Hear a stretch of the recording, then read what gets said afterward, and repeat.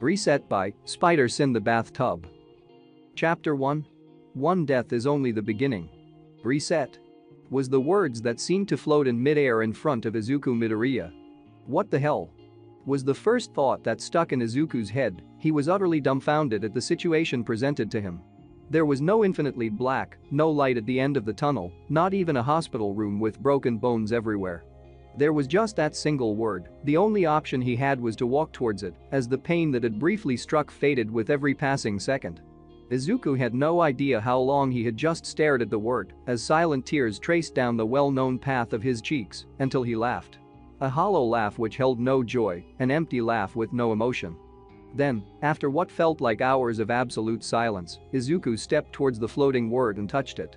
Instantly feeling like he had been dragged backwards through icy cold water, his eyes snapped open to the sound of his old childhood friend snapping the usual insults, but it fell on deaf ears as Izuku just stared forward with no emotion in his eyes. He looked completely blank at the situation. Katsuki clicked his fingers loudly in front of Izuku's face and promptly snapped him out of his state with a loud oideku. Izuku's eyes slowly met Katsuki's, and the latter of the two couldn't shake the feeling that something was undeniably wrong. Like he had forgotten something and was having deja vu. If you really want to be a hero, you could take a swan dive off the roof and hope to. Oi, where are you going? Katsuki half yelled at the grenade, cutting himself off halfway through as Izuku bolted out of the room, ignoring his teachers and Katsuki's surprised and angered cries as he ran to the rooftop yet again. The first time he had done this it had been after class had ended, but he was back. He had no idea how or why. He heard Katsuki follow him up the stairs and heard the pounding of footsteps and a "What the fuck are you doing, Deku?" before he jumped again, the fall being too quick to register and pain spreading through his body like magma for a quick second before he was back to the word. This couldn't be real. It had to be some sort of nightmare. Nobody could just come back. Nobody could reset as they wished. It was only a few minutes before Izuku touched the word this time, once again being pulled back to his seat at class with Katsuki hurling insults at him again. The same lines as always. "If you want to be a hero so bad," Katsuki began yelling, but was soon cut off by Izuku as his lifeless eyes rose to meet crimson. "Why don't I take a swan dive off the roof?" he finished. That seemed to be the wrong move as Katsuki instantly flared with a new surge of anger and slammed his hands down on Izuku's desk just as Izuku ran for the roof again. Running up 2 steps at a time to get there faster, he didn't pay any attention to what Katsuki had to say as he jumped for the 3rd time. Again, it didn't work and he was back with his only option being to reset. Tears formed in the corner of his eyes, realizing what it meant and just how real it was. He, Izuku Midoriya, who had been bullied his whole life for not possessing a quirk, had exactly that. He couldn't die, only reset. The one reason he had been bullied for so long, the reason that drove him to that roof in the first place, was a lie, and he may as well have been quirkless. The one thing he'd so desperately desired had been stripped away from him. The last thing he had ever hoped for was gone because he couldn't die. He hoped if he died enough it'd stop. He'd hoped that once he got past 10 it'd end and the universe would realize. 10 became 20, 20 became 30 until he eventually gave up. He had tried pretty much everything. He'd jumped a good 17 times with the hope of a higher building will be enough until he'd jumped from the tallest and still woken up, walked into traffic, taken pills and cut his wrists wide open, but nothing worked. At first he'd felt somewhat angry that he had finally done it just for it to be thrown right back in his face again and again and again. By the end of it he just felt hopeless, useless, because even though he had a quirk, it was essentially that he couldn't kill himself properly. The last time he died hadn't been intentional. He'd been walking home when some sort of sour sludge villain had captured him. It was suffocating him, and as tears blurred his vision, some distant part of him thought a hero would come, but they never did. This death had been longer and much more painful than the others as his lungs burned for air and the sludge covered his whole body. When he'd finally died and returned to the word, he felt a shiver run up his body, the texture of it filling his lungs, the smell and the taste almost made him gag just remembering it. He reset and taken a different route home, making sure to avoid any drain covers like the plague. Eventually he'd gotten through the day, walked home without dying and having to restart halfway through again, and he felt completely drained. Reliving half of the same day 30-odd times over wasn't exciting. Before he opened the door he set his fake smile so his mother wouldn't worry too much. Inko happily greeted him and instantly picked up on how tired he was. "What's wrong, Izuku?" she asked as he took his shoes off and closed the door. He gave her a bright smile. Nothing mom, just a bit tired. I think I'm going to sleep a bit earlier tonight, he replied, desperate to just relax as his mother hugged him tight with worry evident on her face. Okay, I'll leave some food in the microwave if you get hungry, she offered before kissing Izuku on the forehead in a motherly manner. He smiled at her. Thanks mom, Izuku replied, careful to not let exhaustion slip into his tone as he walked to his bedroom and collapsed onto his bed, body burning with phantom pain, as he just lay there and stared at the ceiling with dull eyes. Katsuki felt off, he couldn't explain it and had no idea as to why, but he felt as though his brain had been scrubbed with a wire sponge as he had a massive headache. He felt like he was forgetting something really important, but had no idea as to what it was. It wasn't just him that was off either. Deku had been so blank the whole day and didn't seem to be hurt at all by anything the blonde had said to him. He looked as if he'd known what Katsuki was going to say, which was possible since he'd been bullied by him since he was 4.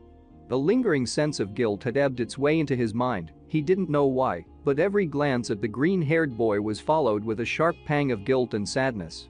Deku hadn't even gone to retrieve the book Katsuki had thrown out of the window. Whenever he'd done something like that before, the Granette would always scramble to save his possession, but he just didn't seem to care anymore. It annoyed the hell out of him that Deku wasn't shaking in fear or begging him to stop like he usually would. Did that quirkless loser think he was better than Katsuki? The thought made anger surge through him like fire. He scowled at the ground silently. Damn, Deku thinks he can ignore me like that, he thought hatefully as he walked home, hardly sparing a harsh glance in the direction of Dika's home as he stomped inside and slammed the door shut. Izuku fiddled with a blade with his fingers. For so long he'd contemplated, and now he'd done it. The universe went fuck you, and now he had a quirk. He couldn't even convince anyone he had a quirk because saying I can reset time by dying is a ticket to therapy. For once he was thankful for Katsuka's bullying. The constant burn marks and bruises had forced him to make his wardrobe long-sleeved, so all that was in there was full-length sleeved tops and coats and full-length trousers. After taking his shirt off to change from his slightly burned school uniform, he spared himself a glance in the mirror. He was met with scars, a bunch of them as well. He glanced down to his wrists to see impossibly thick pinky red lines from the numerous times he'd slit them wide open. They still stung dully, but the pain was fading fast. Unfortunately, the scars don't fade at all, which left him with the same shade of pinky red lines scrawled across his torso, legs and neck. He lightly touched the blatant scar protruding from his neck. That would be more difficult to lie about, but it wasn't anything a good bit of makeup or a scarf wouldn't cover. He glanced around his room. To the All Might posters he still kept up. He had given up on being a hero long ago, but a small part of himself clung to the idea of UA. The future had been something he'd ignored for a year, whilst working up the courage to kill himself, since he'd thought he'd be dead. He thought about trying out for UA. Maybe they'd let him in on just a written exam, or maybe they'd see he was quirkless and deem him useless like Katsuki had. He let those thoughts fester. He'd long given up trying to shake them after they'd been so persistent in staying. You cannot become a hero without a quirk. Those words spoken by his idol had cut him deeper than any blade could have. They were spoken so confidently, like there was truly no way for him to achieve his goal. Izuku slumped in his chair. He remembered that reset. Clearly All Might had said those 8 words and he jumped. All Might had yelled, but had been at his time limit and couldn't do anything as he plummeted to the ground. Tears dripped down his face slowly, but he felt absolutely nothing because what was the point? Death was no longer a threat. He could do literally anything and reset with a quick death. Nothing mattered anymore. There was nothing at stake for anything. If anybody died, he could just reset.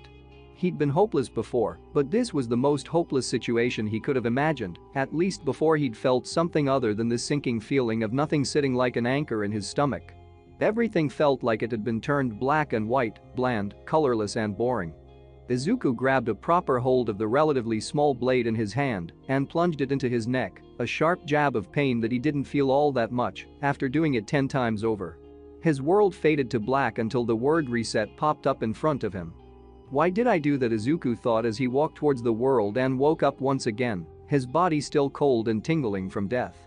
Just wanted to say that the first 3 chapters of this were written half a year ago, so sorry if there's a slight change between 1 to 3 and the rest of the fic. If this fic isn't for you and you want to review, I only ask it's constructive. Chapter 2. Dying for an old friend. The worst thing about not being able to die was the boredom. The raw monotony of day-to-day life had just gotten 10 times worse with the revelation that he would not be able to end it as he had planned. Izuku was bored. He knew he could do literally anything and just reset if there were bad consequences, or he could do good things to brighten people's days, but without knowing why just didn't want to. Eventually he'd thought he'd gotten through the first day, gotten home and turned on the television, with breaking news in clear view, as it showed the slime victim that had attacked him in a previous reset with another hostage.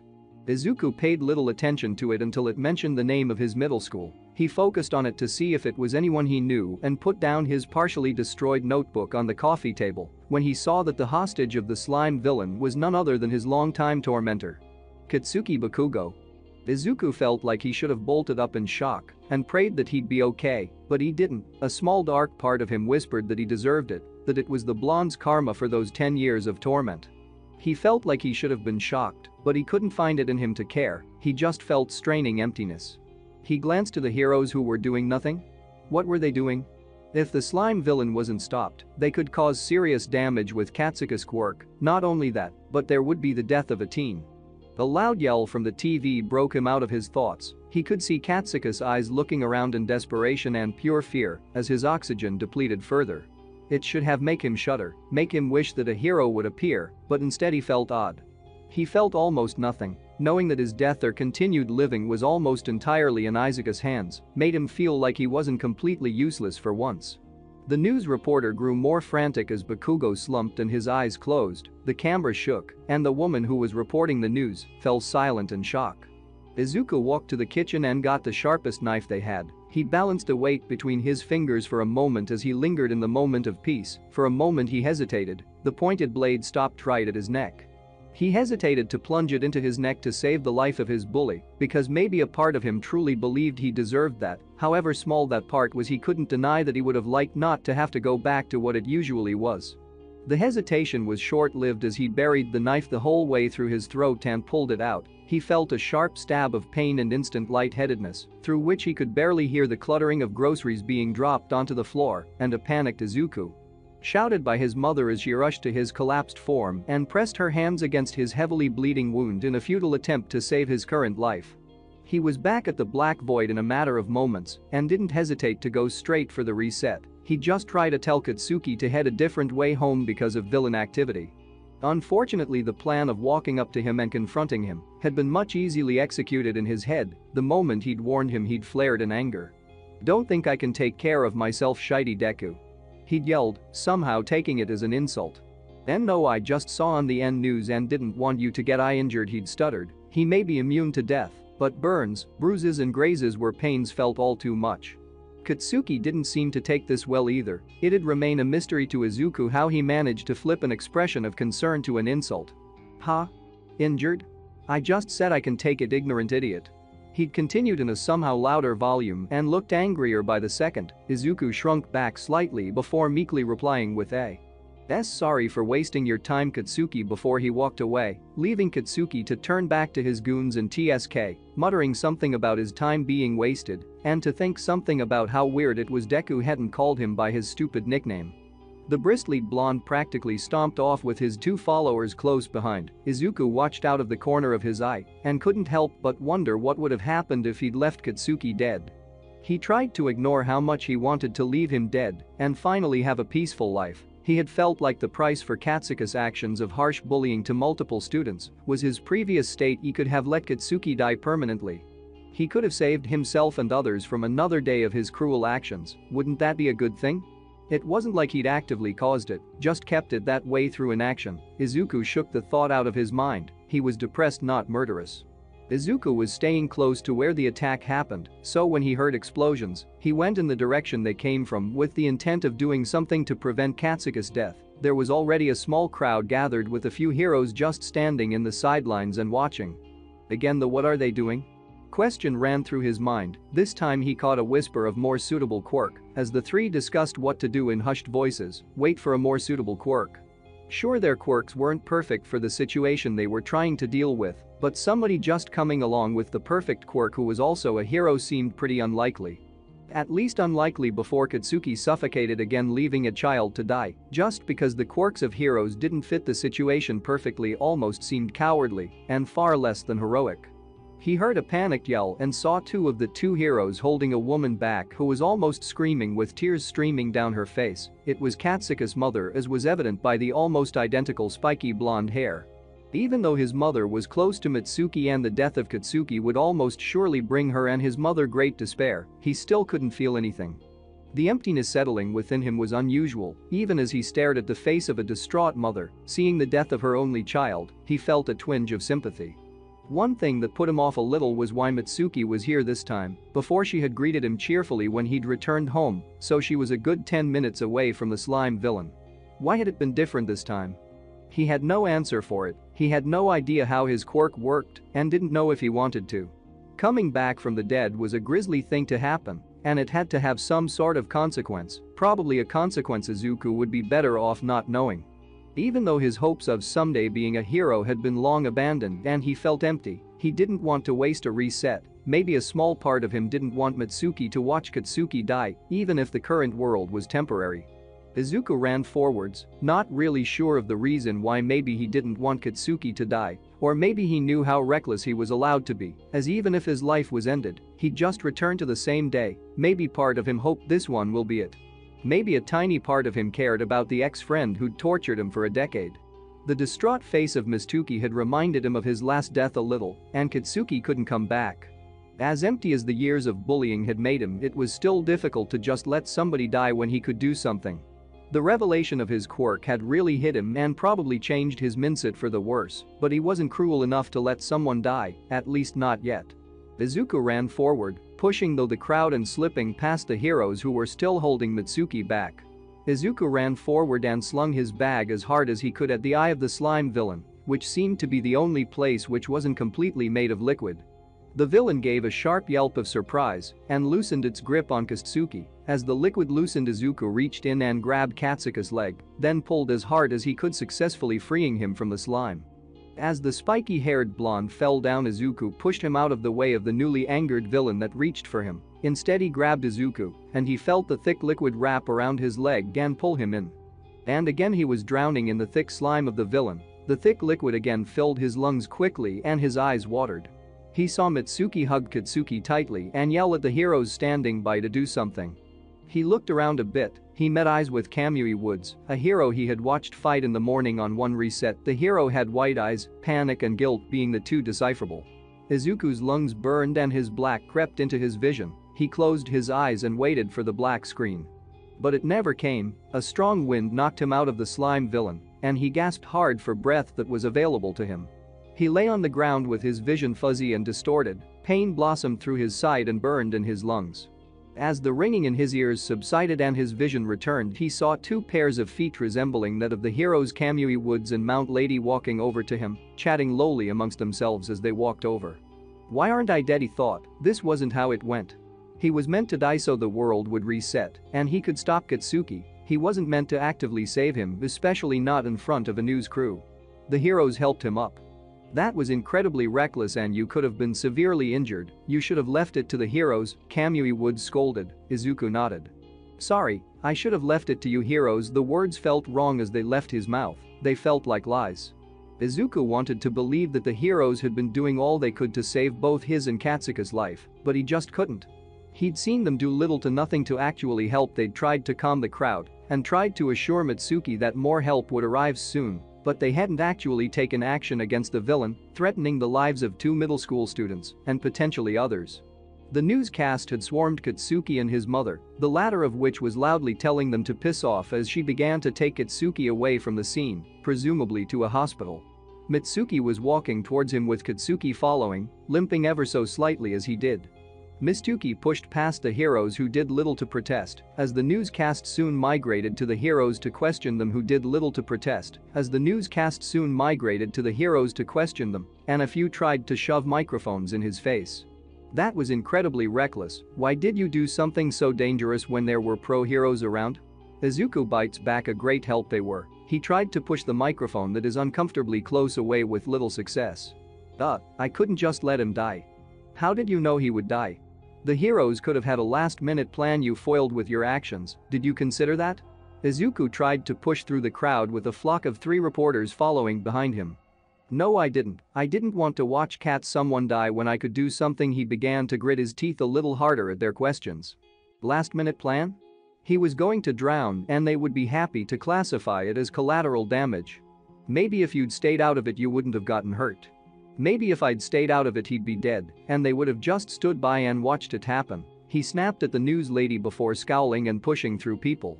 Why didn't you use your quirk? A dangerous villain attacked and you just used your school bag. Izuku turned to face them sharply. Because I don't have a quirk, he said clearly, leaving the people in their slight shock as he ran down an unfamiliar path and took random turns to loose them. After successfully shaking the reporters, he walked down the unknown path with his bag being held by the top loop. The rest of it had remnants of slime on it which he refused to touch. He was looking at the golden sunset as he walked and dropped his bag to the floor when All Might appeared out of an alley yelling, "I am here." Izuku blinked a few times before picking his bag up and trying to go around the number one hero. He really didn't feel like talking to the guy who'd taken the last shred of hope he had and crushed it into dust. Hey. All Might said in his loud tone. His smile faltered a little as he jogged a little to catch up with Izuku after the looming symbol of peace, trying to get him to turn around for a minute or so. He sighed and turned around. What? His tone sharp, All Might almost flinched before spurting blood and reverting to his skeletal shrunken form. Izuku didn't react as he'd seen it before on the rooftop. Izuku grit his teeth a bit. What you did there was very reckless, young man. You could have gotten hurt, he said. The boy didn't seem to be excited or happy to see him, but rather annoyed, angry even, which was much different from his usual reactions. So? He said half to himself. All Might faltered in his decision. The boy had seemed the perfect candidate to inherit his quirk from saving that boy, but now he wasn't so sure. Why did you do it? He asked, hoping that he'd answer as a hero would, hoping he'd finally found a successor to keep the world safe. Izuku sighed. I couldn't just let him die. Drowning in sludge is the worst way to die. The trust me spoken only in his head. Even if he does deserve it, I can't stand by and do nothing. The boy's dull eyes sent a shiver up his spine as he said those words with such lack of emotion. Even if he deserves it. Those words seemed to echo in All Might's head as he looked at the teen, and fear slowly crept into his mind. He tried to push away the feeling of don't. He needed a successor soon, or the symbol of peace would die out. Who knows what would happen then? Even if he is a bit off, he still saved that boy when he didn't have to. He still felt the need to do something that's heroic in itself, to take action. All Might reasoned in his head. You have the makings of a true hero, he announced. The boy laughed dryly. Is this a sort of joke? His tone suddenly much harsher. All Might swallowed. Of course not, young man. I'm looking for a successor to be the next symbol of peace, the next person to inherit my quirk. One for all, you fit the. No, it was said simply but cut through his words like a hot knife through butter. Izuku was reaching into his bag. All Might blinked at the blunt response. And no? He repeated in a questioning tone. The cold hard look in his eyes sent a shiver down All Might's spine as Izuku pulled something out of his bag, the metal glinting in the dimming light as All Might's eyes widened. Young man, what are you doing with a box cut? He started when Izuku flipped it around so the blade was pointing to himself. This isn't how it is meant to go. His dull eyes flicked between the blade and All Might. What do you mean? Please put the cutter do. Choose a better successor next time. Again his words cut through his easily. He plunged the cutter into his neck and pulled it out again, leaving blood to spurt out of the wound. All Might had lunged forward to try and stop the boy, but it was too late. He was left to bleed out in his former idol's arms as he shakily called an ambulance. Seeing a notebook hanging out of his bag, he reached for it with trembling hands, opening it randomly to find his own signature in large handwriting over 2 pages near the middle. His brows furrowed in confusion. It was dated this day. He had never met this boy before. How did he have his signature? All Might brushed it off as sirens approached, and the puddle of blood growing around All Might widened as he desperately tried to stop the bleeding by pressing his hands against the gaping wound in the child's neck. He couldn't help the tears that escaped his eyes. Izuku wastes no time resetting. Coming to in the classroom, he's seen far too much of this repeated day. He hears angry footsteps and the usual. Oi Deku. Here we go again. If this fic isn't for you and you want to review, I only ask it's constructive. If it's mindless hate, I will ignore. Chapter 3. A short guide to rekindling friendship. Katsuki's head is pounding against his skull, throbbing in pain as a feeling of wrong settled over him like a thick fog. He swears he can see Deku dying every time he closes his eyes. Deku jumping off a roof, Deku walking into traffic. Deku stumbling into his front garden with his wrist slit, and when Katsuki asks him what the fuck he's doing, he just says, "Isn't the sunset pretty, Katsuki? I want the last thing I see to be a pretty thing when I die." Then he turns to Katsuki and smiles with blood in his mouth before he slumps to the ground, and Katsuka's screaming for his mum because he's dead and there's so much blood. Katsuki snaps out of it, the memory suddenly foggy and forced out of his head. He looks to the curly-haired brunette who seems so different from yesterday. So much colder than he usually is. He's not even responding, just staring into space, and he doesn't even flinch when an explosion goes off right next to his ear. His face stays hauntingly blank until Katsuki slaps him hard and makes those dull green eyes meet his. A shiver goes up his spine at how dead they look and how much they remind him of Izuku sitting on that grass and bleeding out, and he scowls harder at Izuku, who doesn't even respond and is just staring at him with a blank face and those dull green eyes. "Come on, Katsuki, Dika's being no fun today," an extra says by the doorframe. Whatever, Deku, he sets off another explosion right by his neck that leaves the skin sizzling, but his face still doesn't change from blank. He just turns to meet Katsuka's eye with an empty look. He turns around and stomped out of the classroom, not before throwing his hero notebook out of the open classroom window. Izuku's eyes just watch it fall, then flick back to Katsuki, who's angrily walking out muttering something about stupid Deku, which his lackeys laugh about. Izuku doubts they even heard him or found it remotely funny. They just don't want to be another Deku. After Katsuki leaves his sight, he sighs a bit and walks to the window to see the pond his notebook is floating on. The fish are nibbling on it, and he turns and heads for the stairs. Then he starts going up again. It's like retracing a memory, going the stairs to the roof and remembering how long of a day it's been. His shoulders slump in exhaustion, and he trudges to the edge. He has no intention of jumping, but climbs onto the ledge, sits down and dangles his shoeless feet over the edge. Katsuki spots him and screams at him with white eyes. He's already sprinting full speed towards the school, to the surprise of his lackeys, who feebly call Katsuki, "What are you doing?" but make no move to follow him. "Get the fuck down from there, shitty Deku." He's sprinting towards the school using explosions to blast him along the way. Izuku inches further towards the edge and swings his legs a little more as Katsuki bursts through the roof doors. "Izuku, I swear to God," he yells. The use of his real name causes him to turn around and face the blonde. Katsuki he greets as if he isn't on the edge of a death drop. Katsuka's lackeys are calling for him. He catches bits of "Leave him, who cares what happens." Izuku agrees with them silently. "Aizu, Deku, what the fuck are you doing?" he demands. From the look in his eye, Izuku knows something is up. Could he remember the resets? Is that why he reacted so violently, because he'd seen it before? Or does he just care? "Who would care about you?" that nasty voice in his head hisses. He agrees. Sitting on the edge of a building, what does it look like? He expects anger to flash across Katsuka's face, but he thrusts his hand out violently in his direction. Izuku flinches, expecting an explosion, but only finding his hand outstretched to him. "Ha," he mummers to himself. "Don't do it, Deku. Think of your mum, just get down." He half yells. The wind blows gently. "I'll get down if you come up," he said. At this point he's just seeing how far he can go. He has to reset anyway, can't have Katsuki thinking he's suicidal. To his surprise, Katsuki climbs to the edge after a moment's hesitation and sits down next to him. "Huh, thanks, Katsuki." The lack of nickname feels so wrong, but he doesn't comment on it. "Come on, Deku, now you can get down. Don't be an idiot," he said, brash as ever. Izuku smiled hollowly and kept his eyes to the ground far below him as he swung his legs gently. "I'll never let you die, Katsuki, not forever, not again," he murmurs to himself, but Katsuki catches it. "The fuck you saying, Deku? I'm going to be the #1 hero. I don't need some shitty nerd protecting me." "Wait again, what does that even?" Izuku smiles, then laughs, cutting Katsuki off and leaving him to furrow his brows. "Yeah, you don't, do you?" he responded. Katsuki was put off by his behavior, but he wanted both of them off that roof. The wind blew Izuku's hair gently and revealed some large pink scars tracing over most of the back of his neck. "Deku, what the fuck is that on your neck?" Izuku stands up and brushes his uniform off. "Well, death leaves some scars, right?" he says cryptically. "What? Never mind, see you in a minute, Kaken," he says, turns to Katsuki and smiles before taking a step back and plummeting. His eyes widen, and Katsuki is after him, using explosions to boost him and try and just catch the hem of his uniform, if he can just. Crunch. The sound is sickening, and his body is quickly leaving a pool of blood. The extras he was with shriek and run into the woods, but he stays. He lands on the ground and kneels by Dika's dead body, with tears shining in his crimson eyes.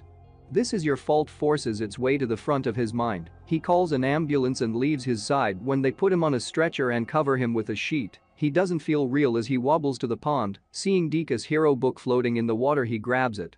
Tries to dry it with his quirk without destroying the whole thing and holds it close. It's all that's left of him. His grip tightens on the book. I have to hold onto it forever. It's the least I can do from all this messes. He doesn't try to deny that it's his fault. Every time he closes his eyes he sees Izuku hitting the ground. He can practically hear the bones cracking and the skin tearing, and Katsuki blinks hard. He feels like he's missing something, and whenever he closes his eyes he sees a broken body. His hand feels wet for some reason, so he looks, and in his hand is Izuku's hero journal. He looks to Izuku's desk and sees the number on the front is the same. This one is water damaged and looked to have been at the bad end of an explosion, but they're the same.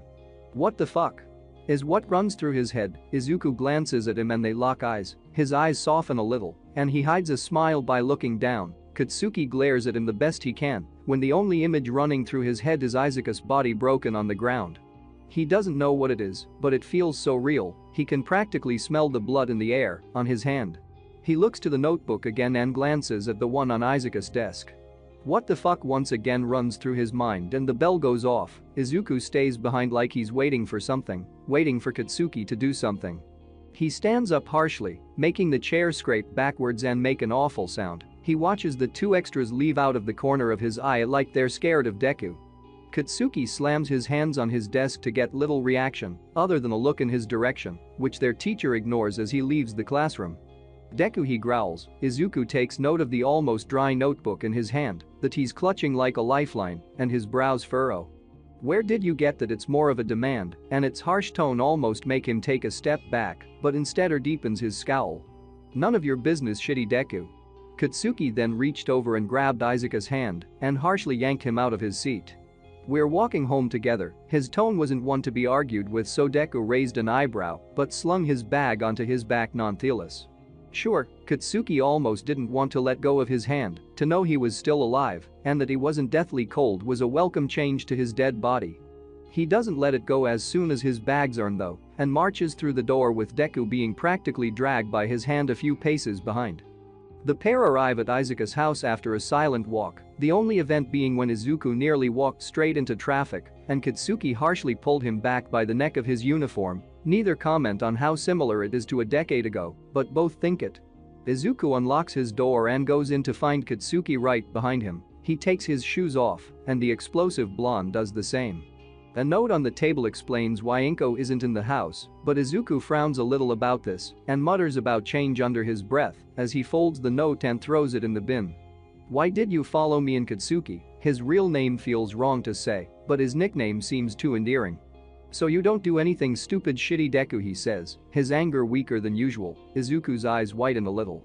Interesting, Katsuki might remember my resets, but to what extent? What like? He knows he's pushing it. Katsuki glares at the ground. It doesn't matter, Deku. I don't have to answer to you. Okay, did you want to watch movies like when we were younger? Izuku asks with his hands raised in an act of surrender. Katsuki sighs angrily at the question, but doesn't eject, so the greenette begins gathering snacks from the fridge and dumps them on the coffee table. Katsuki sits down on the couch and clicks the TV on looking for channels whilst Izuku gathered blankets and dumped them on the couch. The blonde seemed stiff at first, like he was ready to move, but after half a movie, he loosened up and leaned into the couch more. The two didn't really talk throughout the movies, only in between when choosing what to watch next did they exchange words, just short fuck no, that one's awful and it's not that bad. Katsuki then a snatched remote. Nothing meaningful to anyone else but to Izuku. Their friendship had been gone for 10 years, replaced with torment that drove him to that. No, it was your own fault you were on that roof, not his. Stop trying to pass your weakness off as other people's fault. Katsuki had likely seen him fall, probably felt him die, considering how drastically different this reset had been. Izuku leaned into the couch cushion with a blanket wrapped around him as Katsuki made a small rant about the outdated CGI, and he watched the old All Might movie play. He smiled his first real smile for a long time, and for the first time in a reset he felt content. When Katsuki glanced over to Izuku, he wasn't staring at the screen with a hollow smile and empty eyes. He was smiling softly with warmth he hadn't seen in his dull green eyes for years. Content. He turned back to the screen and tried to stop thinking of all the odd angles his bones had been bent at. It was vivid and hazy at the same time. Some bits were clear as crystal, like how bright the blood was, as if it was taken through a filtered lens, and some bits were covered in a fog, which seemed to be some of the conversation they'd had. He remembered the panic and adrenaline that had coursed through him as he rushed to the roof. He couldn't let it happen again, and yet it did. He could feel the guilt in his bones when he came to in the classroom. Does Deku have a quirk? Why would that shitty nerd hide it if it's why he isn't liked? Maybe it's a mind-related quirk, making me see his death to make me feel guilty, but then why would we let me in? If he was trying to mess with me, he'd leave me in the dark about it. God, Deku, you fucker, why am I seeing you die? Katsuki was taken out of his thoughts by a tap to the shoulder. He turned to Izuku and grunted in question. He pointed to the black-cased vibrating phone. It's been ringing for a minute or two. I thought it might be your mum. Katsuki scowled and answered it. What? Katsuki? That's no way to answer the phone. Mitsuki practically screamed into the phone. Katsuki moved it away from his ear, suppressing a wince from the volume. Yeah, why are you calling me hag? Dinner's ready in 5, where the hell are you? I'm at Midoriya's. Calm down. I'll be there. Izuku busied himself with turning the TV off and throwing away any wrappers. Inkos? Alright, just get home soon, love you. Izuku smiled a little as Katsuki grumbled loudly and hung up, then shoved the phone into his back pocket roughly and grabbed his bag and headed for the door. He opened it and paused before he left, turning around to face the greenette. Deku, you have a quirk, don't you? Shit, I can't deny it, he has physical proof. How did he even bring my notebook back? Izuku smiled. Good night, Kaken, he said. Katsuki turned and scowled at the ground. Whatever Nerdy said before walking to next door, Izuku closed the door when he was out of sight and quickly tidied up the leftover mess before heading to his bedroom. It seems his quirk had an effect on him as he was beyond exhausted and slept soon after he lay down without changing his clothes. Katsuka's evening was uneventful after meeting with Deku. He kept going back to the dismissal of his question that was pretty much a yes, but was it memory altering?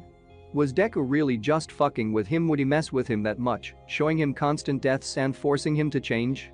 But why did he have the notebook if it was just memory altering? Was Izuku willing to go as far to replicate and damage a diary, then give it to him and alter his memories so it was like he'd seen him die, be carted off in an ambulance? Did Izuku hate him enough? Katsuki tried to shake the thought from his head. It'd take a lot of effort to place that many false memories in his head, and they just watched 4 hours of films. If Izuku really wanted to cause some trauma, he'd have done it alone. Unless he was trying to freak him out in the presence of others and put him on edge. Katsuki tugged at his hair a bit and let his head fall down onto the desk with a thud, dull pain resonating before he sat up and grabbed a pen and Dika's hero notebook. He could very vaguely remember Izuku walking straight onto a highway, but it was getting fuzzier. He furiously wrote down everything he could remember, from the most recent that was still fresh in his memory to the last relevant thing he could remember. He looked to the paper after, water damage pages filled with handwriting a little messier than usual. He came up with 15 times he'd watched Izuku die, 15 times that he could remember. Would Izuku screw with his memories? If he could do that, what other memories were false? Katsuki sighed angrily. Deku, what's your quirk? Why am I seeing you die? If this fic isn't for you and you want to review, I only ask it's constructive. If it's mindless hate, I will ignore. Chapter 4. Repetition. It's been a week since Izuka's suicide spree, and Katsuki is fairly sure he's stopped messing with him. There has been a thankful lack of an excruciatingly painful headache. The school day is uneventful. His lackeys learn to stop asking if they're going to have fun with Deku today when he snaps at them and harshly tells them to go and fuck themselves. They give him an odd look, but quickly get the message and drop it. They avoid Katsuki for the rest of the day and stay awkwardly silent during class, as if they're awaiting their next order. Katsuki scowled as he walked home, crossing the street when traffic finally thinned out and slamming his door open and closed as a greeting as he always did. His mother tells him how long dinner's going to be, and he responds with nothing more than another scowl and a grumble as he slips his shoes off before he trudging to his room and slinging his bag haphazardly on the floor. He slams the door shut as he usually does, and it vibrates the wall. His eyes wander to the slither of white that's the only evidence of the notebook that's hidden among the others on his bookshelf, tucked innocently between two books he doesn't think he's ever read. taunting him with the gruesome information contained within its water-damaged and burnt pages, with only the few pages with any hero notes as the cover promised. He tears his eyes from the notebook and swallows whatever feeling is rising in his throat before dedicating himself to the homework he was given today, focusing on it much more than he usually did as Pen met Pap. It's been a week since Izuku's suicide spree, and Katsuki is fairly sure he's stopped messing with him. There has been a thankful lack of an excruciatingly painful headache. Wait, not there isn't. It's throbbing against his skull every agonizing second after the bell rang. All day Izuku's been scribbling in a notebook, and everything was fine until the very second the bell rang. His eyes follow Izuku as he scribbles something in his notebook and walks out of class holding it under his arm. Katsuki feels like he's missing something as the greenette disappears out of his view. He stands still for a moment before the thrumming pain in his head snaps him back into it and begins to walk home as he does every school day. He grits his teeth a little as the pain flourished further as he crosses the busy road, too focused on the pounding pain to wait for an opening. A car skims him and the driver swears at him. He yells something about watching the fucking road as the pain continues and he trudges home. As he slams his door closed and his mother tells him how long dinner is going to be, there is a small tight feeling of wrongness in his chest that twists his nerves and puts him ever so slightly on edge for whatever reason. He checks his cracked clock to see it's 3:20 p.m. on the due. It's been a week since Izuku's suicide spree, and Katsuki is not sure he's stopped messing with him. There's nothing but the twisting of wrongness settling within his chest and the thumping in his head to support his thoughts, and he doesn't even know where they came from. He was just checking the tea. No, he wasn't. He was closing his exercise book because it was the very end of the lesson, and it was 2:59 p.m. just about to hit 3 p.m. Right on time. The ear-piercingly loud bell rang out around the school and did nothing but worsen his headache. He packs his things up quickly and leaves, a couple paces behind Izuku until they got outside the school building, and he went directly into the forest, which was not a quick way home and made no sense. Katsuki's eyes followed the other boy as he disappeared into the thick coverage of the forest. As he lingered outside of the school, he looked away and began to walk his usual way home, dismissing any lingering thoughts. Crossing the road more carefully than usual for some reason and slamming the front door as he always did, his mother scowled at the noise and told him how long dinner would be as he wordlessly trudged to his room. Dropping his bag by his door and closing it with a slam that didn't quite shake the wall, Katsuki slumped on his bed, eyes wandering to the bag the homework he still had to complete was, and then to his bookshelf. A feeling of déjà vu crept up on his mind as his eyes landed on the tiny amount of white wedged neatly between the red and blue on the other side of it. The throbbing in his brain had reduced to a thrum, not quite bad enough to actually hurt, but just enough to be irritating. Nerves knotted in his chest and settled as a weight in his stomach, his eyes fixated on that minuscule line of white that sat among the rest like it was any other. The rest of the world seemed so loud around him, the cars roaring by on the road, the clangs of pots downstairs, of his mother beginning to make dinner for it to hit the table at 5. He glances to the clock on his wall. It was earlier than it felt. 3:20 p.m. sent a light shiver up his spine at the strength of the familiarity as he watched it tick. The delicate sound seeming much louder than it was, he leans against his wall and closes his eyes for a moment, just focusing on the ticking before he has to sit up and do his woe. All too suddenly his eyes are open and light chattering between students is all that fills his ears. His lungs are straining a little as he looks to the clock that's ticking. It's way to 3 p.m. It's been a week and Katsuki is sure that Izuku is still fucking with him. He can't remember anything solid, but he knows. It's the same headache, the same ball of nerves that's only growing, and last he remembers he was closing his exercise book and has no reason to be this worked up. He latches his eyes onto Izuku as the bell rings, and he packs his things up as quickly as he can. He sees him scribble something in his notebook, holding it under his arm and leaving. Katsuki waits a few seconds before following. He's a good 10 meters behind the other boy, and as soon as he gets out of the school building, makes a beeline for the forest. It feels sickeningly familiar as Katsuki tails him into the woods. Izuku doesn't look back to see if anyone is following him and strides directly into the forest with no signs of slowing down. The forest is thick and fresh, but Izuku pays it no mind, walking with purpose in a direction he seems to know, despite there being no clear path to follow. Katsuki follows a good few paces behind and avoids standing on any branches. Occasionally Izuku will turn to follow a different direction, and he quickly presses himself against a tree just in case and waits a couple seconds to look. Izuku continues through the forest for around 10 minutes before stopping at a small clearing relatively deep in the woods. He places his school bag on the ground and sits by it. Taking out a necklace and slipping it around his neck before checking his notebook, Katsuki can see his mouth moving ever so slightly, but can't make out what he's saying from his distance. Izuku reaches into his bag and from it grips something that glints in the light, allowed to bleed through the foliage. It flicks open, and Katsuki realizes with a jolt that it's a switchblade. Wait, Izuku looks a little surprised, but wastes no time in burying the blade in the side of his skull. He instantly slumps to the ground, and Katsuki runs to the disturbingly familiar scene of Izuku's dead body. There's a little blood running down the other boy's face, and his lungs constrict on themselves. He turns to the notebook that's still open to the page he was reading and Test 1. Item Passin. It's been 1 week since Izuku went on his suicide spree, and Katsuki is sure that Izuku is doing it again from the 4 words he remembers. Test 1. Item Passing. Chapter 5. 5 Pleasantries and Other Annoyances. Today was a failure, Izuku decided after his final reset of the day. Annoyingly, the 6 days before that had also been failures, and he'd made no progress in passing items across resets or getting the notebook back. As long as Katsuki had it, there was a consistent memory that would serve only to get in his way. All his notebook held was failures. He snaps the book shut and glares a little at the cover. How did Katsuki manage to bring a notebook over resets? He still hadn't managed to recreate what happened, and it had been a week. He'd only managed to get through 3 tests before Katsuki followed him. Compared to the 5 of every previous day, none of the 34 items he'd tried had followed through resets, no matter the cause of death or place he died. So far he had nothing to begin to understand his quirk, and with no progress to show on any front, it meant he was no closer to dying, and it was already a week later than he had planned. Dinner came quicker than he'd have liked as always. It was the one time of day he had to keep a smile firmly pinned on his face for 15 minutes, and it was exhausting. His mother was oblivious to the fact his smile was a little too tight, that when she looked down to her meal, he let the light fall from his eyes. That he ate as quickly as he could get away with, and any chatter was met with an almost robotic response that seemed to be just enough to keep questions away.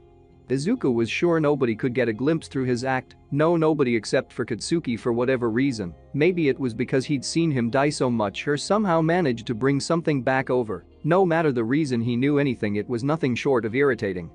Katsuki just continued to glance at him whenever he thought he wasn't looking, continued to follow him and interrupt his plans every few resets, and continued to remember. After that week of testing, he insists on walking him home, and when he seems non-compliant resorts to dragging him out of the classroom by his wrist. If this had happened 5 years ago, he'd have been ecstatic that Kaken was finally paying attention to him in a way that wasn't in the forms of burns and bruises created as he laughed along with his friends. If it had happened 5 years ago when he got so deep in his fantasies that it was just Kaken rough playing and they were still best friends, he'd probably have latched onto any form of care and held on like his life depended on it. But it wasn't the past, and it never would be. He knew Katsuki was only making sure his own conscience was clear. It was just some ploy to get him to tell him the truth of what was happening so he could have it all figured out. Every time Katsuki visited his house, usually following a particularly long string of resets or witnessing his death in person, it was tedious to be apart from research that could be done or theories that could be tested, a waste of time that Izuku often reset under the guise of needing the bathroom. Sometimes Katsuki caught him and he had to reset more than he wanted just to get the other boy off his back so he could work. It wasn't like he had a limited amount of time, but he'd much rather shorten the period he has to be alive if he could, and with how little progress he'd been making on understanding his quirk, it seemed like more of a far-off dream than it had 2 years ago. It's been 4 weeks since Izuku first tried to kill himself, and so far every subsequent attempt, of which there is 107, has failed just and only left him with more scars, though he quickly learned to go for less noticeable places like his heart of the side of his head. Not quick enough to stop a large pinkish line from being permanently etched into his neck that he's glad his school uniform mostly covers. It's been 4 weeks and he hasn't made a scrap of progress. Not once had he brought back any of the 63 objects he's tried. He still has no idea how to get rid of his quirk. Eraserhead's quirk would be the most effective, but there was no way a pro hero was going to agree to erase his quirk so he could die properly. It's been 4 weeks and the black X he marked on his calendar 4 months ago mocks him from across the room, reminding him of the rush of relief he felt when he decided on a date and everything felt calm and smooth. People are annoying, Izuku decided after his mother caught him up in conversation for a grueling 10 minutes that passed just as fast as 10 hours would. He thinks it a couple times when Katsuki practically drags him home and takes up as much of his time as possible. It's nothing but vapid content when he could be working and fixing things he knows from all the tests, there's nothing much more he can do. But he'd rather work fruitlessly towards his goal than be caught up in having to exchange his pleasantries as he pinned the most perfect smile he could muster to his face. It's something he thinks a month later when he finally gets the notebook back, giving up on Katsuki ever willingly letting him into his house in the near future. He just resorts to breaking in. It's not hard considering Katsuki left his window unlocked and all there is to it is being quiet. After his victory of obtaining his notebook, Katsuki wakes up and ruins everything. He resets, and just like the rest of his tests, no longer has the notebook and has to start again. He tries the next day after Katsuki's forgotten or written it in the notebook, which will shortly be stolen back, but again, no matter how light he treads and how silent he is, Katsuki is an impossibly light sleeper and catches him the next 14 days he tries to steal it back. Maybe he's just desperate that his notebook will hold something, a tiny scrap of information that'll put him a tiny bit closer instead of the flat line of progress he's had since day one. Katsuki is in his way, and he's not going to be able to make any progress until he's out of the way, and all he remembers is fogged over until he forgets it entirely. It's 2 months and 16 days since his initial death, 1:35 a.m. 5 minutes earlier than he usually arrives, and this time he waits by the window and watches as Katsuki's alarm goes off and he sits up in bed. Glancing to his bookshelf then to his palm before checking the time and lying back down with his eyes open, he's waiting for him, and that's how he wakes up just in time, as Izuku is trying to leave with what's his and has gotten caught the last 15 days. Izuku waits outside of the window in the cold wind for 10 minutes and watches every movement Katsuki makes, and then he does what he's done the last 15 nights and enters through the unlocked window.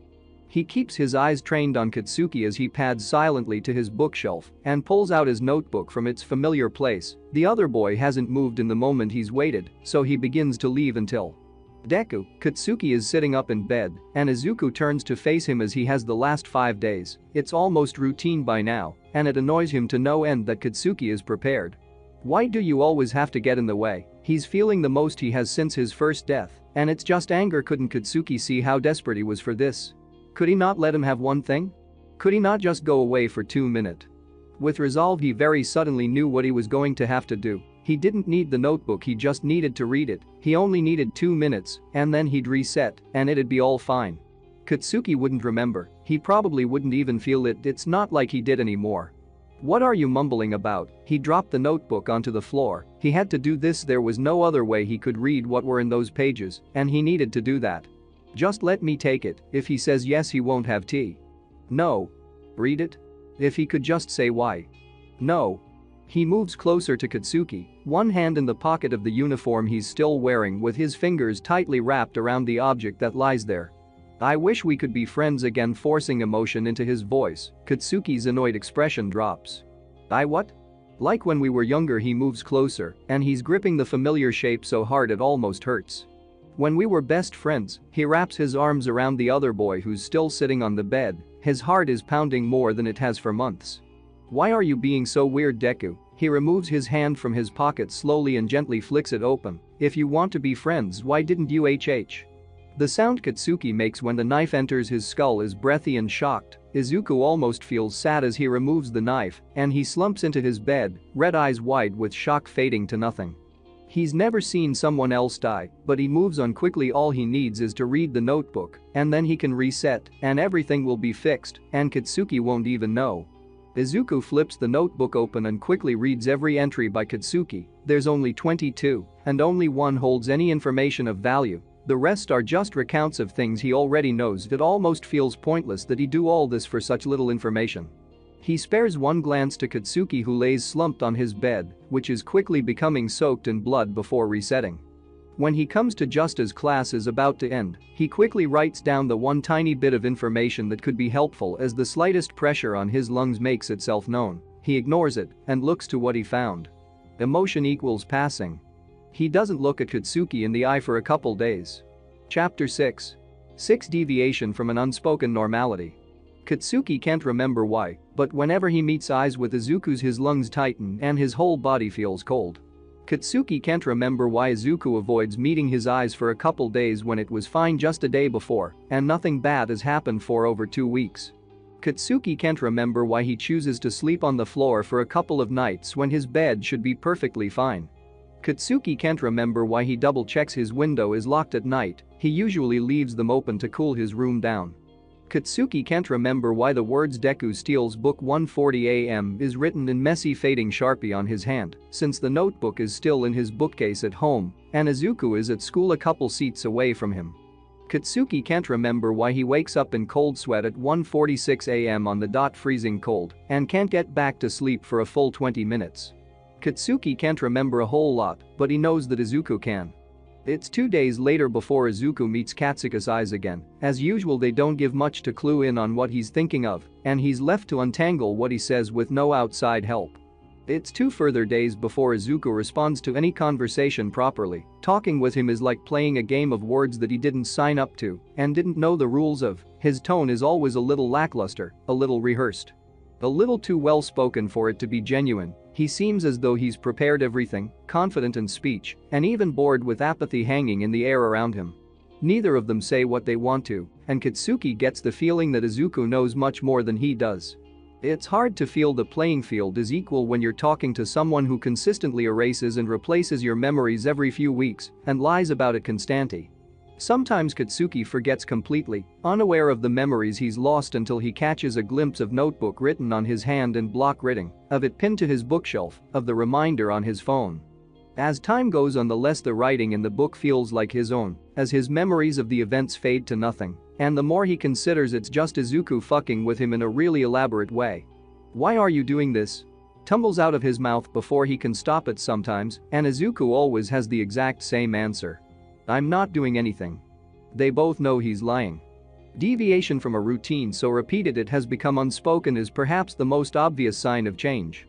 So when Izuku doesn't take a day off until he's a breath from death, Midoriya misses school, and the only explanation is from Inko that he wasn't feeling well, it is immediately suspicious, and when Katsuki enters his room later in the day and he is sitting on his floor and completely immersed in some book about quarks and quark science with a stack of books full of different colored post-it notes, he looks like he hasn't slept, and he doesn't seem surprised that Katsuki is coming in.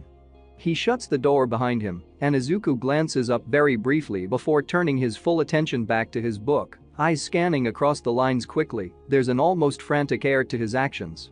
"Deku?" The words are hesitant, almost unwilling to interfere for whatever reason. Izuku doesn't look up and reaches into his pocket before dropping the hand midway, looking completely defeated with the way his shoulders slump. He puts a sticky note on the page, shuts it and puts it on the pile that's half his height. It's silent for a moment, and it almost seems as though Izuku is collecting himself before he speaks. "Did you need something?" His voice strains a little with the little emotion he's shoving into it, the way his lips curve tightly, but his eyes don't change is unnerving in a sense. "You weren't at school." "I'm ill." Katsuki glances to the pile of books and knows it's a lie. "What were you reading?" "Nothing you'll be interested in." His answer is instant and almost seems rehearsed, and suddenly his head hurts just a little. It almost feels familiar, him lingering by the door and staring at Izuku in silence, and for whatever reason he expects Izuku to excuse himself. And when Izuku opens his mouth he expects him to do just that, but instead he lets the air fill his lungs and exhales it slowly, and it really does seem like he's letting Katsuki win in some way. Katsuki almost feels bad, even though he doesn't know what exactly he's winning. "Why do you do this?" And for the first time it's Izuku asking, even though it doesn't seem like a question he expects to get answered. "Do what?" "Come here. You said you wanted to be friends." For a second it seems like Izuku's breath catches a little. "I've never said that." "Do you?" "Does it matter?" Unlike usual, Katsuki doesn't feel like he's playing chess with his words, doesn't feel like Izuku is just lying to him and denying it. He still feels like he doesn't know something, but it's almost like he doesn't want to know. There's still a coldness every time he looks at Izuku, and he's not quite sure if he wants to know exactly why that is, if it's Izuku just fucking with him or something more. The silence they stand in is thick. Izuku's lips are still pointed upwards a tiny amount, but it seems much more unnatural than usual in the tense atmosphere. The only sound is both of their breathing, and it feels like moving will break something happening that's bigger than Katsuki knows. He can't just stare at that slight robotic smile for much longer, so his eyes wander around the room, The excessive pile of books he's accumulated is stuffed with sticky notes whose meaning he doesn't understand. Across the room is a calendar still on April with a black X marked on the first day of the month, the day everything changed so quickly. One day Izuku had been reserved and a little timid, the next he seemed like he was missing so much, but he couldn't quite pinpoint what, and it didn't help that his memories were more than a little fuzzy from that day, with 3 or 4 versions of fuzzy memories, with him not being able to decide which one was the right one. Katsuki doesn't know how long they stand in silence, but it seems like it's cut short when Izuku excuses himself. He almost feels like he should grab his wrist and stop him, but he doesn't. It's been 3 minutes and Katsuki wanders to the pile of books and flips the first one that Izuku had been reading earlier over to see its cover and then the next 2. The science behind quirks. Quirks, science not magic. The ins and outs of quirk genome. Why did Izuku have so many books on quirks? Katsuki thinks as he puts the books back as they were and waits for Izuku to come back. He almost has a sense of knowing and dread, so he wanders to the bathroom and knocks on the door. "Deku?" He asks and gets no response. He gently twists the doorknob and it opens, worn white door swinging open too. Katsuki is back in class, and he feels like his heart is halfway up his throat. He can't remember why, but after school lets out and he asks Inko why Izuku wasn't in school, it seems chillingly familiar. As he's walking home and about to take the turn to go to Izuku's instead he stops. Maybe he shouldn't see Izuku today, maybe he was actually ill. He ignores the tightness in his chest as he takes the turning to his own home. Katsuki couldn't remember why he didn't go to see Izuku that day, but some part of him tells him that Izuku does. Chapter 7. Occam's Razor. It's been 10 months exactly since the day Izuku first tried to kill himself and came back. His initial process was frenzy, die and die and die again until anything works so he can stop coming back, stop waking up to that black void and white word. Stop coming to a couple hours before and he can finally. It's been 10 months and now, it's time for the UA entrance exams, and Izuku is trying out not for the hero course, but general studies. It is one of the best education centers in the world, even for those not training to be heroes, so the choice was easy. What was not easy, however, was getting into UA. He'd revised for a couple days, which didn't seem like a whole lot, but every time he finished reading and memorizing it he'd reset and start over until he had everything down in a fifth of the time it would usually take. It was an effective approach. A little risky with how much more Katsuki seemed to notice since the incident, but he didn't overdo like he had the first day, the day he made that one fatal mistake that limited how much he could test and try out in one day and extended how many more days he'd have to be here. It was easier to shift the blame a little than to face that he actually could not leave, that even if he had all the time in the world with no interruptions to test, he wouldn't get an answer just firing over and over again in different ways. It's easier to think that Katsuki had it coming with how long he'd been stringing him along when all he wanted was some information. It was easy to paint it that way and not think about it properly. And as Occam's razor states, there should be no more assumptions made than necessary, so despite Izuku knowing better he sticks to what's easiest and carries on. Revision is his one set goal, just cramming every bit of information in those books into his mind, and if he forgets something he'll just reset and do over. Katsuki has been keeping to himself much more for the past month or so, likely revising for the exams like him. He knows he remembers everything he could possibly need. He's taken the mock tests online and modified his revision accordingly. He's searched up every hint of what the exams could be about this year so he can narrow how much he has to remember. He's done everything he needs to, so when he enters that exam hall he is not worried at all. He's learned long ago that if anything goes wrong, he has an instant reset button. Izuku walks out of the exam hall 2 hours later with a slightly aching hand and a little bored. He finished 45 minutes early and combed over his whole paper 5 times and still had 20 minutes to sit and wait. He hears 2 people talking about their answers outside. He slows his walk and listens in a little. They're discussing the 18th question, one he'd had a slight bit of difficult with himself. He listens for their answers and compares it to his own before walking onwards and stopping into the nearest public bathroom and locking himself in the furthest cubicle. Was it worth resetting because someone else got a different answer? He trusts himself, but he did have a little difficulty, and if he'd gotten it wrong, it could drop his percentage 1%, and what if he'd gotten others wrong that he just hadn't drawn his attention to? Izuku balanced the razor on his fingertip before rolling his sleeve up. He'd done this so much there was practically a cut here line on his forearm. He was back a couple hours before the exam and he breathed. The simplest explanation was that he had gotten some things wrong, so he'd just study for that exact question and make absolutely sure he'd gotten it right. He goes to the exam room, sits in the same seat as last time next to the same two boys, and he puts his full focus onto the exams and combing every last inch of his brain for the information he'd so meticulously stored in there. It's 2 hours later and Izuku walks out of the exam hall. He hears the same boys talk about the same thing, and again he listens in. And again he sits in that bathroom stool and twiddles that sharp blade.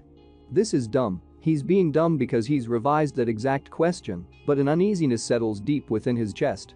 He combs over every question he had even the slightest struggle with in his mind and makes a mental note of them. The easiest thing to do is to carry on and trust himself, to make no further assumptions about his possible inaccuracies. He knows this, and yet he goes against it and resets, and then he sets to work. It's a couple hours later and Izuku is standing outside of the entrance hall again. He's reset thrice to make absolutely sure everything there is to know about any question he didn't breeze through. He walks in and sits in the same spot he has twice before, between the boy with the purple hair that defies gravity and one with spiky red. He sets his eyes down to his paper and focuses like he has twice before.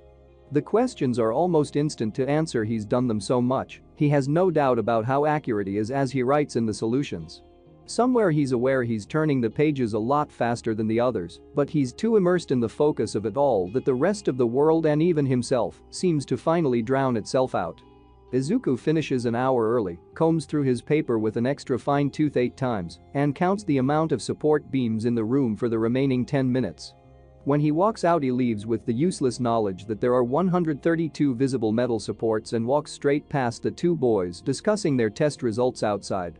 He does not stop at the nearest public bathroom and lock himself in the far cubicle. He doesn't flip a razor between his fingers for a couple minutes whilst he thinks. He does not cut that line on a guide like a child who can't be trusted to even cut straight. He doesn't reset.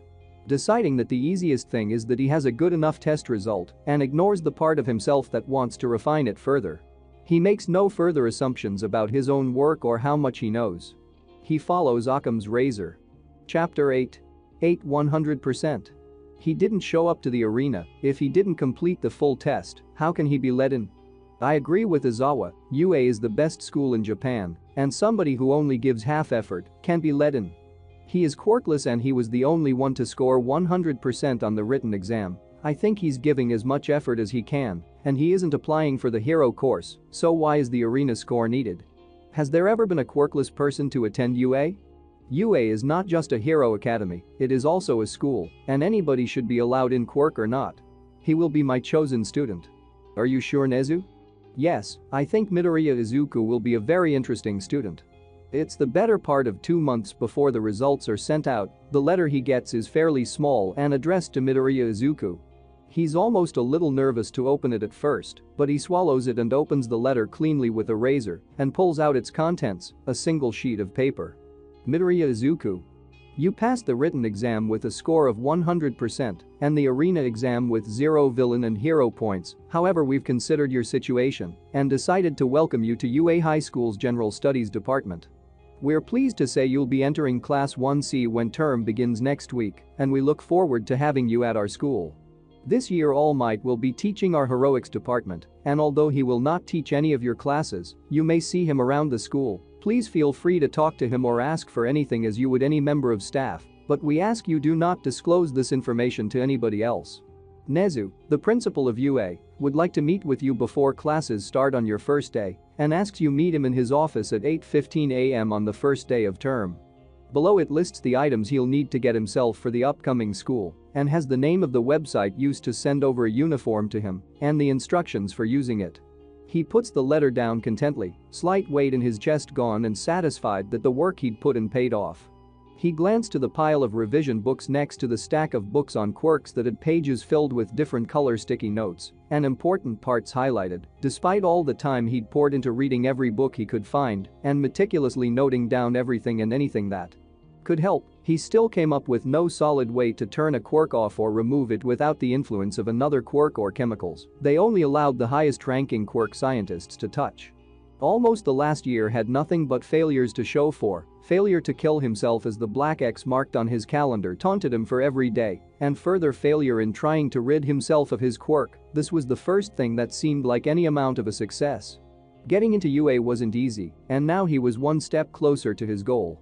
Izuku had decided months ago that if he couldn't tire his quirk out or find a workaround, he would find a way to remove it, and so he decided to delve deep into everything to do with quirk science and intended to continue to work at it until he had a solution. It seems almost ironic that the one thing that motivated him and allowed him to do anything and get out of a massive slump was the drive to die. It's 1 week later and Izuku is standing outside the massive gates of UA in the uniform that's a little baggy and a tie that took him 10 minutes to get right. It's 8 a.m. and he has 15 minutes before his meeting with Nezu is set to start, and as he walks through the gates and shows his student ID to the reader, he wonders why the principal wanted to speak to him alone. He doubted that he talked to every individual student at UA before they started.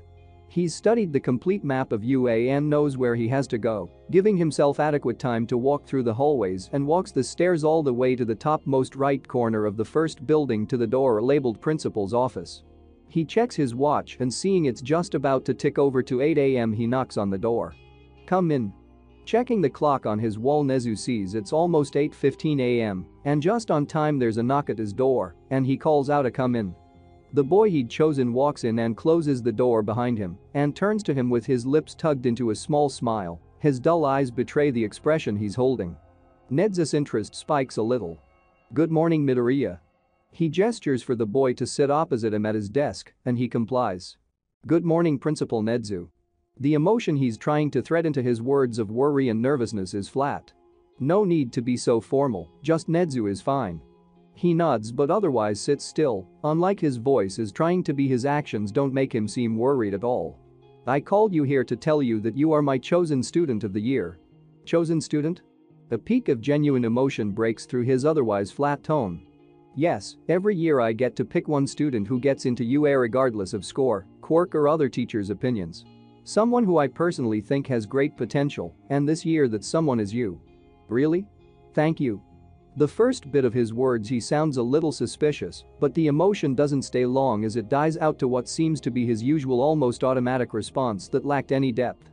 There was another knock on the door, and Nezu checked the time. "You'd better get to class, wouldn't want to make you late on your first day." "Have a good day, Midoriya," he calls as the other boy leaves. "You too, Principal Nezu." He opens the door and Toshinori in his weakened form is there. He seems almost wary around the other boy as he excuses himself and quickly walks past him. The frail man closes the door behind him as he enters. "Who was that, Nezu?" "Midoriya Izuku, my chosen student." He looked almost confused. "Is something wrong, Toshinori?" He shakes his head. "I just feel like I've seen him before during the sludge villain, I think." "I thought that was a very contained and brief fight." Toshinori shakes his head again in dismissal. "I must be thinking of somebody else then." Izuku is 2 minutes late to class when he decides to park inside one of the bathrooms and reset. He can't be late on the first day of class. What kind of impression would that make? He comes back to 7:30 a.m. on the dot when he's still on the train, and he doesn't dawdle looking at UA when he arrives this time. He arrives at the office 5 minutes earlier than before and knocks. Nezu calls him in and their conversation goes as it did before. He says the exact same things and everything is going right until, "I understand that you're quirkless." "Yes. I just wanted to assure you that any kind of bullying from any student won't be tolerated. UA should be a safe school for everyone, and it will be enforced. I understand it can be harsh to be different sometimes, and I won't accept it at my school." "Oh, thank you." Nezu says he can leave and they exchange goodbyes. He sees the deflated form of All Might down the hallway and continues the known path to his new classroom. He'll get there at 8:30, exactly when class starts, and he mulls over resetting. He would like to get to class 10 minutes early for a good seat in the back where he wouldn't be disturbed and enough time to set his things out so he didn't have to rush. He heads to the nearest bathroom and resets. It's 7:30 a.m. again on the train. He goes through the motions and takes the shortcuts to UA this time and jogs pretty much the entire way getting there and to Nezu's office. He takes a short breather and checks the time, 8 a.m. on the dot. He knows he's 15 minutes early, but knocks, hearing a come in he pushes the door open and closes it behind him. Hopefully the third time would be all it took. Resetting too much in one day had unwanted consequences as he'd found out the hard way, and the last thing he wanted was the principal of UA to know he had a quirk. He sat down in the same chair he had twice before and strings that small nervous-looking smile onto his lips. Nezu is finishing off his tea when there's a knock at the door. He checks the clock to see it's 8 a.m. 15 minutes before he asked for Midoriya to arrive. He calls for him to come in and the boy does so and closes the door behind him. "Good morning, Midoriya, you're a little early." Midoriya laughs a little nervously, but his undertone is flat and it throws the whole thing off. "Just making sure I can get to class on time." He sounds almost a little exasperated. "A punctual student is a good one," he says before delving into a conversation he strangely feels like he's repeating. Midoriya looks a little bored, but the small smile he's got on doesn't fit the mood.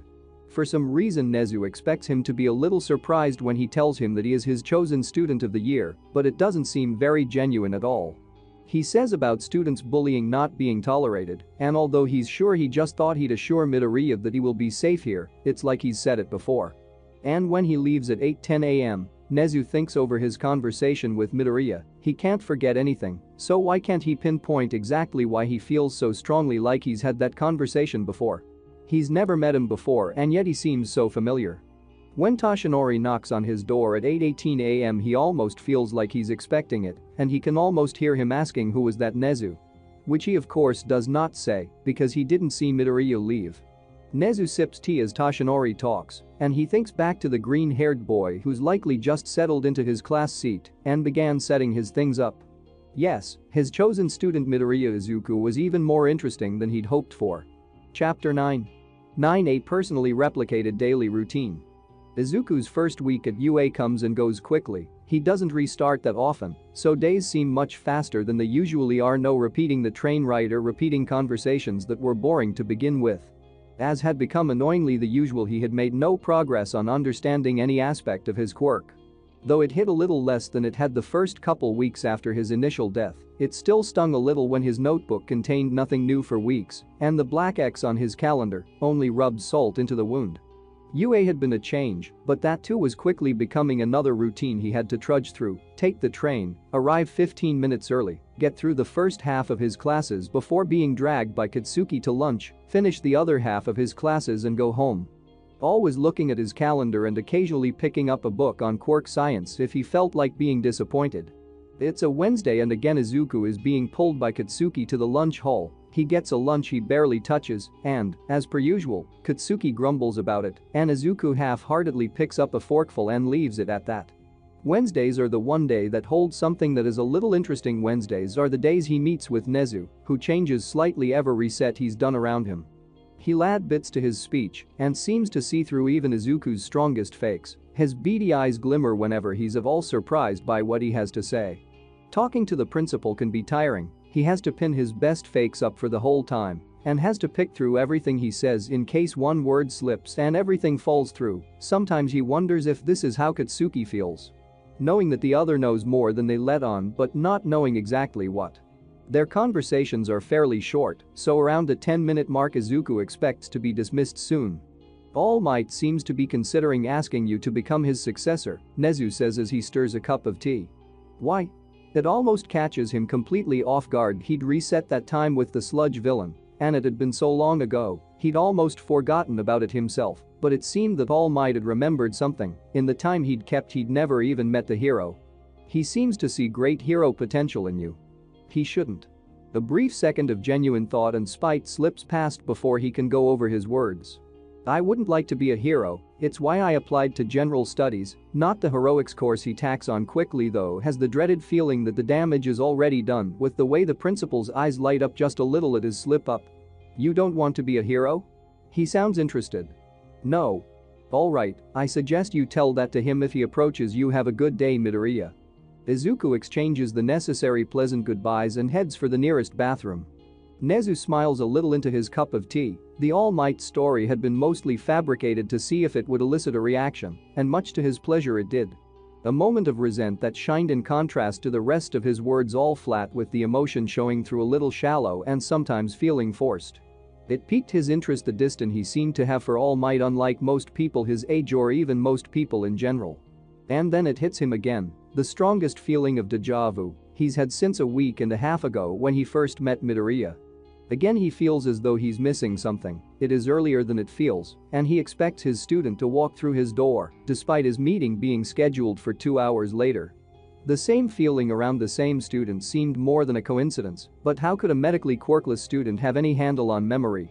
He smiled a little to himself and again thought of how intriguing a student Midoriya Izuku was, and just how interesting his choice was turning out to be this year. Izuku makes it through the meeting without letting his words slip and screw him over, and like when he reset before Nezu, seems like he knows something. He makes a mental note to absolutely minimize the number of resets he does around Nezu as much as he can, considering the principal's quirk. He should have seen it coming, that he'd be far more aware than anyone else. The rest of the day is as uneventful as ever. As always, Katsuki insists on walking him home and always manages to find him after school lets out. The train ride is tedious. Katsuki talks about the hero course he got into on the way back every day, and it's met with the silent intake of things that seem important and a timed nod to make it seem as though he is paying attention for situations that he almost completely drowns out. He departs the train exactly 8 minutes after it left, along with the hundreds of other people going about their personally replicated daily routines, bustling across the street in their own mind like any other. Another routine he knew well was villain attacks. The villain would show and do something illegal, then the hero would show, and some short fight would ensue. The hero wins, the villain gets locked up. Same old good wins over evil. Same thing. Izuku ignores every other day and heads the long route home to avoid. There's no point watching a fight when he knows who is going to win no matter what. But this time is different. This time the villain that's just about to lose to the heroes just as always sees Izuku in his uniform fresh from UA just a couple meters away and makes a dash for him. He grabs him at his collar and drags him towards himself, pointing the end of something sharp that Izuku knows the feel of too well to not realize what it was. "You're going to let me go or the UA kid gets it." Brilliant. Now he'd have to reset and take the train again. The villain backs off into an alleyway, still clutching Izuku by his collar and pointing a knife at his neck a little too hard for it to not break his skin. He drags him out of sight of the heroes, and then a little further, Izuku can feel his captor's heavy breathing on his neck as the pressure on the knife lessens and the villain pushes him away to run. Izuku grabs his arm before he can. "Who do you work for? What the hell?" Izuku surprises himself a little with how quick he is to act on an impulse curiosity. Maybe it's because he doesn't like being dragged away from heroes at knife point, and it reminds him of those years in middle school. Maybe he's just curious and can ask anything he wants before he resets. Izuku reaches into his uniform pocket and brings out the blade that fits so familiarly in his hand. He pulls the villain down as hard as he can and presses it at his jugular. "Who do you work for?" He presses a little harder, almost feeling something whole for the first time. This was nothing like that time with Katsuki. That time he'd felt his lungs squeeze him in guilt, and this was completely different. Jesus. The League of Villains. Okay. I work for the League of Villains. What is that? I don't know. I was hired to work for them. I don't know much. Okay. Kid, just drop the knife. You don't know what you're doing. He only presses a little harder and his heart pounds a little. The adrenaline is almost making him feel more alive than he has in years. Of course he knows what he's doing. He's been killing himself for a year. He knows exactly where to cut and how much pressure to apply. He knows exactly how deep his blade is and how sharp it is. What do you know? He's killed for much less information than this could give him. The thought of a solution being just at his fingertips seems far too good to be true, but still makes his heart pump a little faster. It's run by some guy. All for him? All for one maybe? I don't know him. I've never even met him. I've just heard his name thrown around by higher members and that's all I know, I swear. Didn't All Might say something about one for all the reset where he accidentally saved Katsuki? If his quirk was passing things on to All, maybe. Do you have a number? Katsuki made the mistake of being stubborn. He just hopes this villain is smart enough to give him what he wants, so he doesn't have to go further. A tiny part of him lathers in the thrill of power. What? For the League I can tell you, you'll let me go after, right? Yes. The villain lists a string of numbers that Izuku burns into his brain. He lets go of the hard grip on his wrist and drops the hand at his neck. The villain runs away immediately, feet slamming so hard against a pavement he can hear it for a couple seconds. Izuku grabs a pen from his pocket and writes that string of numbers down on his palm. It was a stretch at best, but if there was any semblance of a chance that he could do something. What was he going to do now? He had to reset, but how would he make sure he knew the numbers were in the right order? He didn't have much time to figure it out, since Katsuki would no doubt come looking for him, or worse, the heroes of the scene. He carried on checking the alley as he racked his brain for any kind of solution. Nothing he tried came over resets. All there was the scars covering a lot of his body. The scars, of course, how had he not thought of that before? The one item he did carry across was his own body and the damage he'd done to it. Izuku clutched his trusted weapon in one hand and carved each individual number fast, and what he knew was deep enough into his other arm. Blood poured from his fresh wounds, but he finished the string right as the darkness consumed his vision and he succumbed to the void of in-between he'd grown so used to over the last year. He came to on the train, arms still stinging and Katsuki still filling the silence with null conversation devoid of purpose. Izuku almost smiled at this eventual success, however minor. There had to be a villain who could do something. He'd considered it before, but now he had a method to make it happen, and that black X on his year-old calendar seemed more like a lure to his happy fate than a cruel reminder of what could never be. Izuku carefully dialed the number carved into his arm into his phone. It rang a couple times, and he expected it to go to voicemail, and for this to be another mark on the long list of failures his past year had held. It rang 4 times before the line came to life. His chest tightens a little, and for once he feels like he's done something. Izuku swallows the slight ball of nerves in his throat before he speaks to the stranger on the other end of the line. "How did you get this number? I need to speak to All for One. I have a problem I think they can solve." Chapter 11. The theory of it is simple. I want my quirk gone. And why would the League ever help you? Because I'm a student at UA.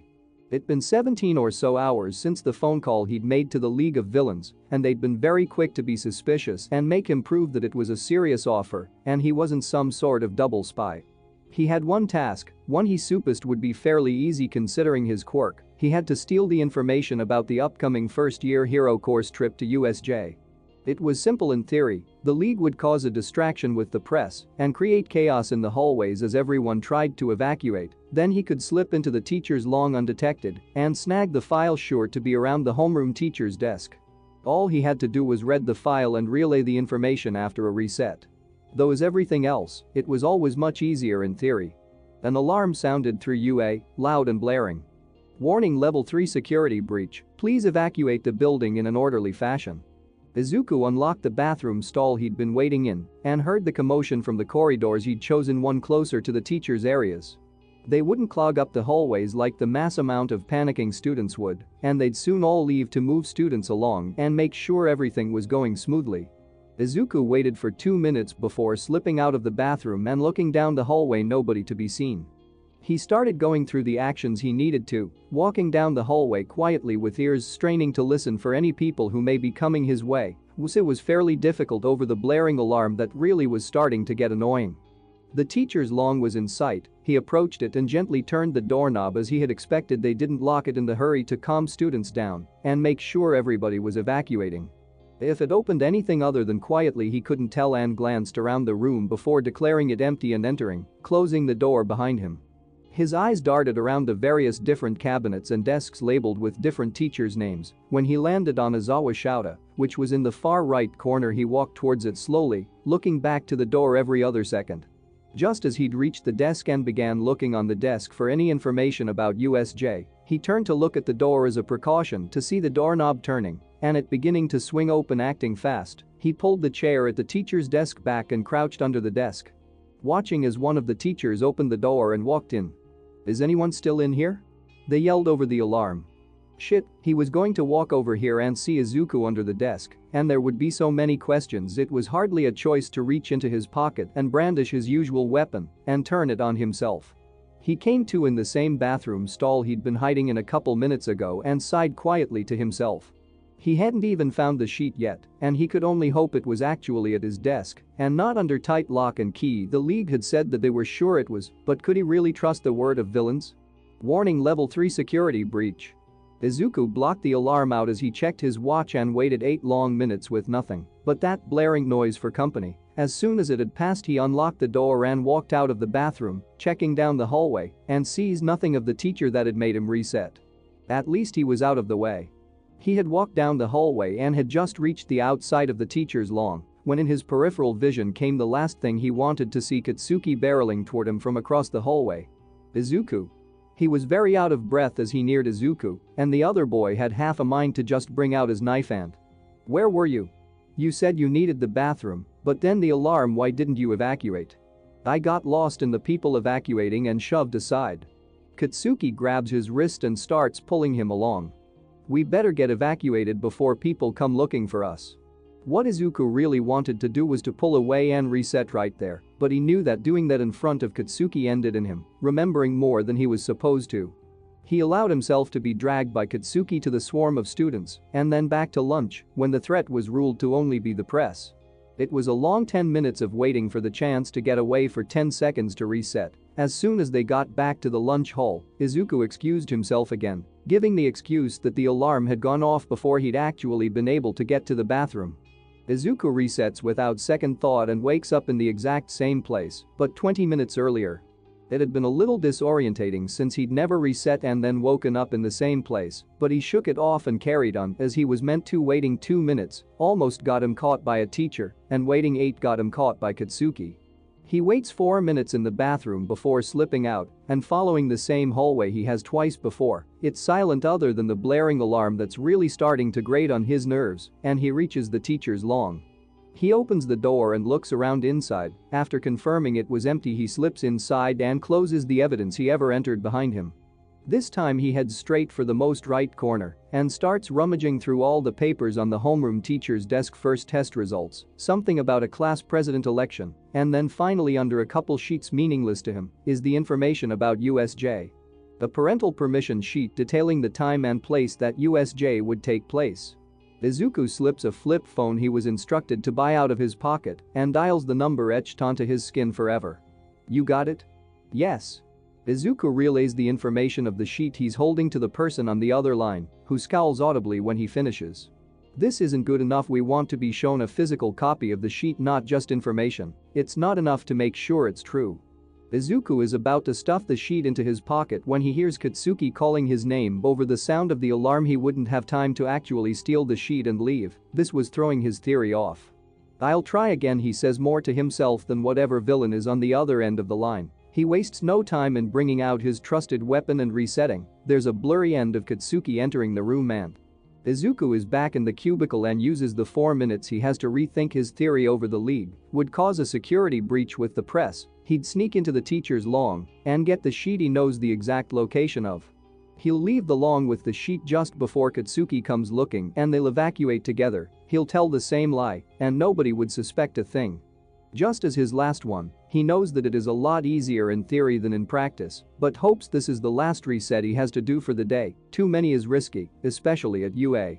Izuku leaves the bathroom after 4 minutes pass and sets his mind to making it to the teacher's lawn. He barely gets 10 steps before he hears his name being called, and a Katsuki who is a good 4 minutes earlier than he's meant to be is running at him. A deviation was the opposite of what he needed as the alarm wound his nerves a little tighter. He really was not in the mood to relive 10 minutes of evacuating. "Izuku, I've been looking everywhere for you. We should evacuate with the rest of the students. This alarm is giving me a real headache." As Katsuki is dragging him along and they encounter the same teacher from the first time around, an idea sparks in his mind. Maybe Katsuki being early wasn't such a setback after all. He waited for the call about it just being news people to be given, and soon he and Katsuki were back at their lunch table, and just like before he uses the same excuse and resets in the same bathroom. He wakes up in the same place and waits exactly 2 minutes before slipping out of the bathroom and walking to the teacher's lawn, keeping an eye and ear out for either people who keep getting in his way. He makes it to the lawn and enters quickly. He looks out of the small window on the door, and when he sees Katsuki run by he ducks a little. "You should be evacuating with the rest of the students. I'll show you to the evacuation point." He hears the voice of that teacher and breathes a small sigh of relief. Luckily the small deviation had been perfect for getting them both out of his way. He walks to the desk he needs to and grabs the sheet right away. He's just tucked it into his pocket and turned to leave when the doorknob twists and he can see black hair in the window of the door from the other side. It's too late to do anything as the teacher he was just stealing sensitive information from is standing right there. "Why are you in the teacher's lawn? You should be evacuating with everybody else." "I got pushed out of the hallway and got lost. I don't take classes in the hero section and don't know where I'm going." Izawa doesn't seem to believe that at all. "Come on, I'll show you the way." As soon as his back is turned, Izuku pulls out his weapon and resets. He is not going to sit through another evacuation today. In the few seconds before death, he sees the teacher turn around and begin to. Izuku is back in that bathroom. He'd literally had what he needed in his pocket, and then he sighed a little. Today was tiring and long, and the alarm that had just started to go off was really not helping his mood. After 4 minutes he left, entered the teacher's long, hid under the desk that hit him the most, and waited as Awa entered the room and looked around for a couple seconds before leaving. Izuku breathed a small sigh of relief to himself and got out from underneath the desk, quickly picking up the sheet he needed and putting it into his pocket after a couple of folds. He kept a hawk's eye on the door as he walked towards it and opened it slowly, quietly checking the hallways for people as the alarm finally shut off. He closed the door behind him gently and went back to that same bathroom he'd woken up in 4 times. The phone rang twice before it was picked up. "Did you get the information?" "Yes, I have the sheet, nobody saw me." "Good, we'll text you the address to drop it off at." After his tiny phone dings and he writes the address on a piece of paper and tucks it into his pocket, he dumps the burner after snapping it in two. He makes a mental note to get a couple when he goes out that night. "Izuku, are you in here?" Izuku puts on his best and unlocks the cubicle. "When I didn't see you in the evacuation I was worried. Where did you go?" "I did evacuate, just with a different group. I came back here to get my bag." Katsuki's expression changes from tight worry to calm acceptance. It's almost too easy to lie to him, since he seems to believe whatever he wants to hear. "Okay, well, we better head back to lunch and maybe stop into Recovery Girl because my head is killing me. I think it was that alarm." He continues to make light conversation, and Izuku is hyper-aware of object in his pocket. Maybe it's the ticket to getting exactly what he's wanted for years. To think one little sheet of paper could be the answer to all his prayers when he'd spent so much more time testing over and over and over again for nothing but failures to be made. On some level he's aware that Katsuki is eyeing him a little weirdly with his brighter than usual demeanor, but he is too caught up in the thought of being free to care even a little. If Katsuki knows something is up, he has before, and yet he won't leave.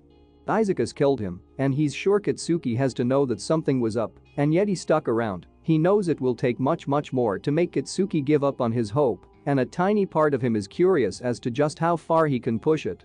Just how much he can do before Katsuki says enough, killing him. Killing people? Hurting people? Dying in front of him so much?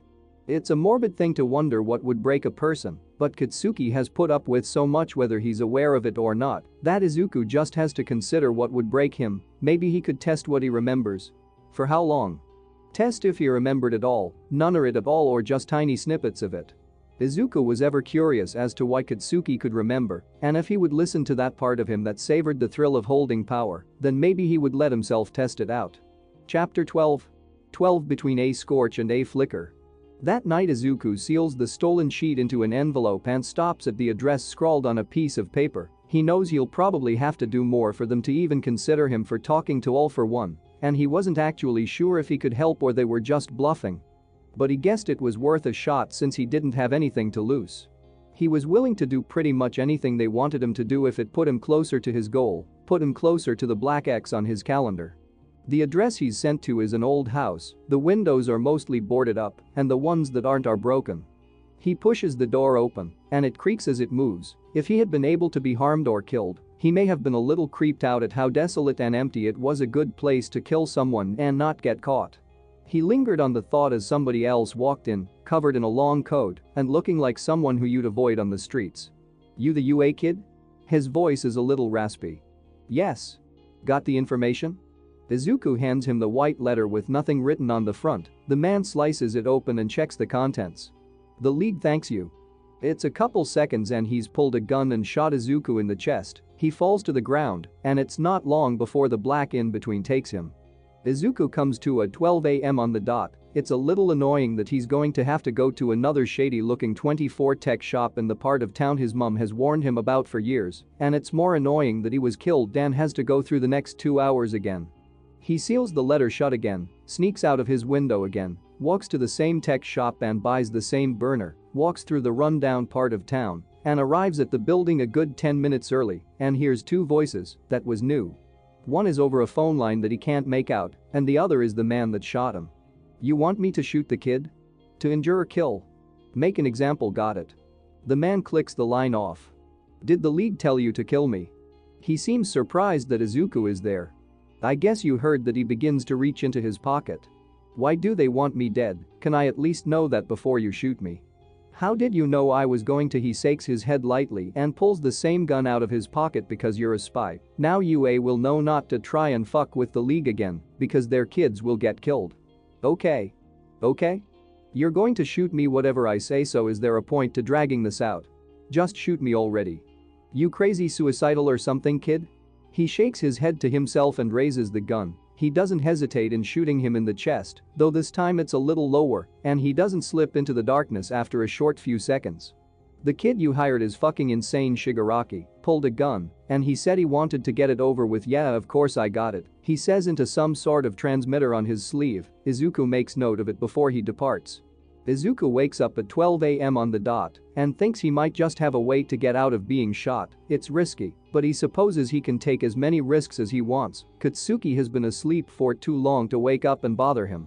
He sets to work, wearing some old winter gloves to seal 2 letters, one holding information marked with a black X and the other plain and empty. He grabs a little extra money and sneaks out of the window earlier than before. He thinks he could get away with leaving out of the front door, but doesn't want to risk it just in case. He stops at the tech store like he has twice before, but instead of heading straight to the old rickety house he's died in twice, he heads to an equally shady store and buys a small packet of lighters. Whoever serves him barely looks at what he's buying in accordance his age and just takes his payment without a word. Izuku arrives at the house half an hour early, still wearing winter gloves he's sure he hasn't worn for at least 2 years. He opens the lighter packaging and stores it in another pocket. Rolling the flint is unfamiliar but not difficult if he's going to prove he's not a spy for UA. The way he's suspecting he needs to, he's going to need nothing traced to him. He pulls both gloves off and puts them in his pocket. After removing them, he rolls the lighter again and it illuminates a pocket of the night. With almost a scrap of hesitation, he holds the end of a thumb above the flame. It burns in a way it never has when he wasn't dying. It's a reflex to pull away from what's hurting and sending trickles of pain across his whole hand and making it feel a little numb. He fights the urge to flick the lighter off and call it a day. By the third finger, the urge to pull away has. It's an almost methodical process. Roll the lighter and hold a finger under it until it starts to become unbearable, and then flick it off and let the light quickly die out. His fingertips sting, and by the time he gets to the second hand and has to roll it with a freshly burned thumb, he considers backing out, but ultimately decides doing a half job is a waste. He finishes and has 20 minutes until he's meant to meet the guy who's killed him twice, and 10 minutes until he actually shows up. With tender fingertips, Izuku removes the 2 letters and his knife from his pocket and lowers himself to the ground. It hurts to grip his knife and pry one of the loose boards of the floor up, but he grits his teeth and shoves the letter marked with a small black X in the corner underneath it and lets it fall back on top of it. He wipes the blade off on his sleeve and sets to do his next course of action. The man that kills him has a gun, and he's obviously not going to win a gunfight with a knife, so he has to find a way to get rid of it. The first thing that comes to mind is to just kill him, but then he considers that the man is a good bit taller and stronger than him, and he'd have to take him by surprise and kill him very quickly. The easier thing to do is to threaten to burn the fake letter. Izuku switches his lighter for one he hasn't used yet and keeps it in the palm of his hand with the letter in the other, and then he waits.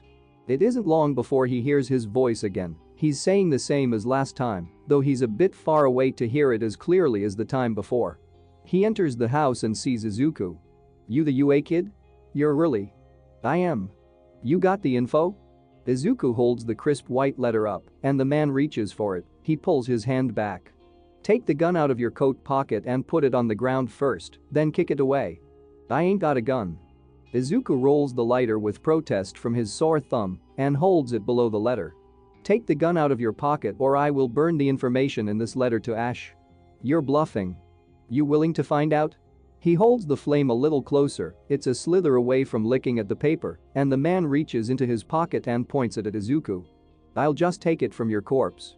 Except this isn't the real letter, and the one that actually has the information in is hidden somewhere, only I know, so shooting me means you have nothing, and the one person who can tell you where you could have something is dead." Izuku raises the flame to the letter and lets the flames eat at it greedily. He drops it to the ground where it continues to burn and illuminate the room with flickering light. Reluctantly, he lowers his weapon. Drop it, kick it away. With a glowering look in his eyes he does just that. It lands with a metallic clink and slides across the old wooden floor. Where's the real letter? Izuku points to the floorboard he pried up earlier and watches as the man strides over and crouches down. With his heart pumping a little, Izuku silently moves closer to him. It's under the floorboard. The man mutters something about him being a smartass, but keeps on trying to pry the board up. He sees the glimpse of white and reaches for it. Izuku moves behind him and silently flicks open his knife. This better be the real thing. Izuku presses the knife to his neck from behind him. What the fuck? Why does the League think I'm a spy? What? Because you're from UA obviously, you're not gonna help without a bullshit hero motive, and you're not gonna hurt me cause you're too good. He sounds almost smug. Izuku presses hard enough to draw a little blood. He breathes in a little sharp. You want to test that out? You're not gonna kill me, you ain't got it in you. His overbearing confidence really makes Izuku want to just slice the knife across his neck to spite him, but he keeps his hand steady, despite the protest his fingertips are giving. It would prove I'm not a spy. You're bluffing, you go to that hero academy, I bet there is not a chance you're gonna kill me. Izuku almost smiles a little to himself. By himself with someone who's killed him twice he can almost justify lavishing in this, savoring the rushing feelings that happen in almost no other situation. You thinking that makes this so much better. The man splutters and makes a sound akin to a gargle as he slumps to the ground with blood pouring from his neck. Izuku grabs the letter before it can be soaked and stands up straight, sparing but a glance to the dying body of a stranger. He crouched down again and slowly took the coat off the man. He took the small device out of the man's ear and wiped it off on his sleeve before putting it into his own. He picked through the sleeve of the coat he'd seen him talking to and found a small wired microphone taped to the inside. He ripped the tape off and unthreaded the microphone from the inside of the sleeve and wrapped it around his own hand. He pressed the small red button on the small microphone and held it in. Kiyomori, is it done? Not quite, I think you should send someone else over. Kiyomori is a little dead. He hears faint swearing from the other side. Who killed him? I did. If you want the information I'll give it to someone who won't shoot me. He hears more swearing and the line is silent for a moment. He almost thinks they've hung up until someone will be over in 10 minutes. The person on the other end sounds annoyed and Izuku is a little glad. Okay. The line goes dead and he takes the earpiece out and drops the microphone on the floor next to Kiyomori's body. There's a rather large pool of blood surrounding him and it's splattered on his hands and clothes. He doesn't like how it feels and reminds himself to take off the jumper he's wearing and burn it before he leaves the house. 10 minutes go by and the blood pool has stopped growing bigger and started getting a little darker. He wonders briefly what will happen. Whenever he's killed someone he's always reset pretty much right after. He guesses that he's a villain and nobody is going to look much further than it just being a dispute among villains that turned fatal for one of them. Nobody is going to stretch far enough that a 15-year-old attending UA did it. Another man shows up in a shorter coat. He looks to the body and swallows a little. You got the information? Izuku offers the hand that has the crisp white envelope splattered with a little blood and marked with a black X in the corner. Almost hesitantly it's taken from his hand. The League thinks you've proved you're not a spy. No hero would endorse this and no straight-laced hero kid would follow through. They'll be in contact. And with that the other man puts the letter in his pocket and leaves. No gunshot and barely a second look at the corpse lying at Izuku's feet and the bloodied knife he's still holding. Izuku puts the knife in his pocket, strips his jumper off and lights it on fire with another roll of a lighter. The flickering light illuminates the shining pool of blood by Izuku's shoes as he watches the clothing burn and feels a weight of contentness sink into his chest and put him in a slightly better mood, not sparing a second glance to the man he killed. Sorry about the problems with Chapter 5, I had no idea it had repeated itself. I think I've fixed it now, but sorry for not noticing for so long. I posted the first 8 in one big chunk since I already had them out on other sites. I'll make sure I double check I haven't repeated the chapter by accident in the future. X. Chapter 13. 13 Cover a known lie. It's late at night when Katsuki sits up in his bed after being startled awake by seemingly nothing. He checks the time, 2:06 a.m. and shrugs the feeling off as a nightmare. He'd been having much more the past year anyways. He lies back into bed and stares at the ceiling. A good 20-odd minutes pass staring at his off-white wall, chart in a few places, before his brain finally stops buzzing with a low thrum of adrenaline from a nightmare he can't recall and calms down. He sinks into his bed, closes his eyes and, for whatever reason he thinks it's 2:06 a.m., But when Katsuki sits up in his bed after being startled awake and checks the time, it's 1:56 a.m. He can feel the slight beginnings of a headache start to drill their way into his mind, and a feel of dread prickles up his spine. He stands out of his bed, getting the feeling he won't be able to go back to sleep for a while. He wanders to his window and looks out of it, hoping that a calm night is what will still his racing mind and allow him to get a good night's sleep. Unfortunately for his sleeping schedule, he caught a glimpse of someone hanging out of a window a couple doors down at Izuka's house. As he watches Izuku drop to the ground, then brush himself off and start walking, he knows he won't be able to get back to sleep. He'll probably stay up staring out of the window intensely until Izuku comes back. And so, with that in mind, Katsuki grabs a hoodie and sneaks out of his own window, following Izuku from a good few meters behind him as he walked through town to the part he'd been told to avoid for years. Izuku walks right through to some 24 shop and comes out holding nothing but a small flip phone. Why would Izuku need another crappy phone? He already had one. He continues to follow Izuku to a rundown-looking house which he presses himself at the sight of the open door and seems to be listening in. He's too far away to hear what's being said, but from the annoyed expression on Izuka's face, he can just about make out in the low light. Katsuki creeps closer as quietly as he can manage as Izuku starts talking to whoever he was listening to. He's close enough to hear, but missed the first half of their conversation. "Okay," Izuku says whilst standing just in the doorway. "Okay?" The person on the inside repeats incredulously. "You're going to shoot me whatever I say, so is there a point to dragging this out? Just shoot me already." There's metal glimmering in the light that Katsuki recognizes with a jolt. He's trying to make his legs move to push Izuku out of the way. To grab his hand and drag him far away from this, the blood is rushing so loudly in his ears, he can't hear what the man says in response before there's a loud shot.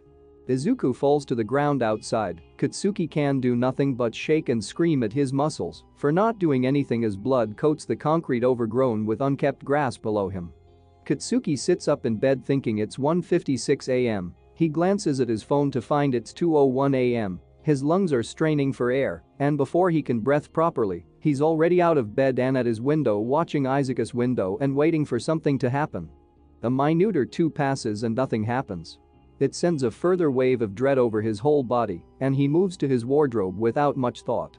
He pulled a hoodie on over his sleep clothes and snuck out his own window, feet only covered in socks that got soaked the second he hit the wet grass. He pulls his hood up as far as he can and pulls the strings tight as he walks a path that's a little familiar.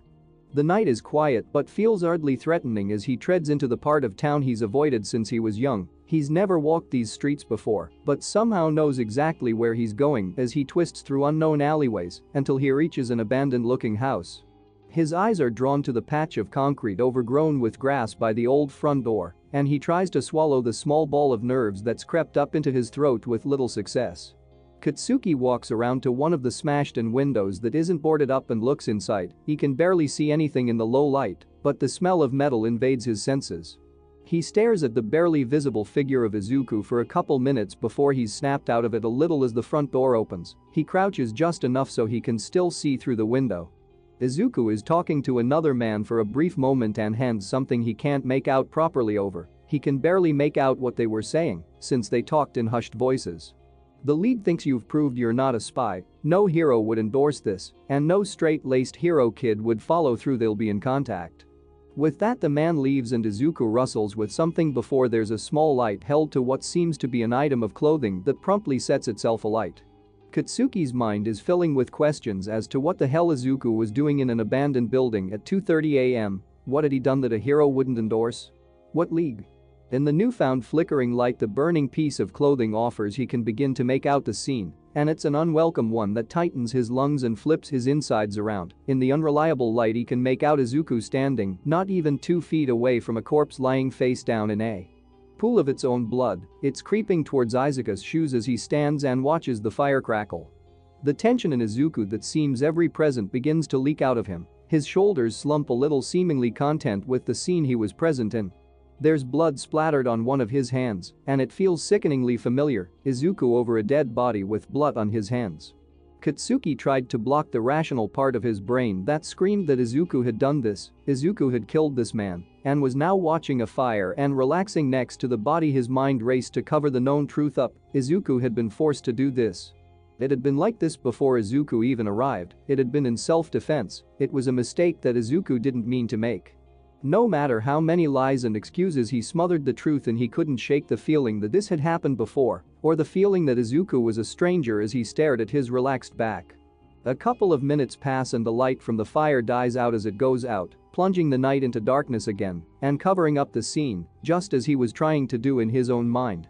Izuku left the building, and Katsuki almost wanted to pull him aside and ask what happened, to get the truth and make sure that he wasn't a stranger, but he didn't. Maybe he knew that Izuku would lie as he did about everything else.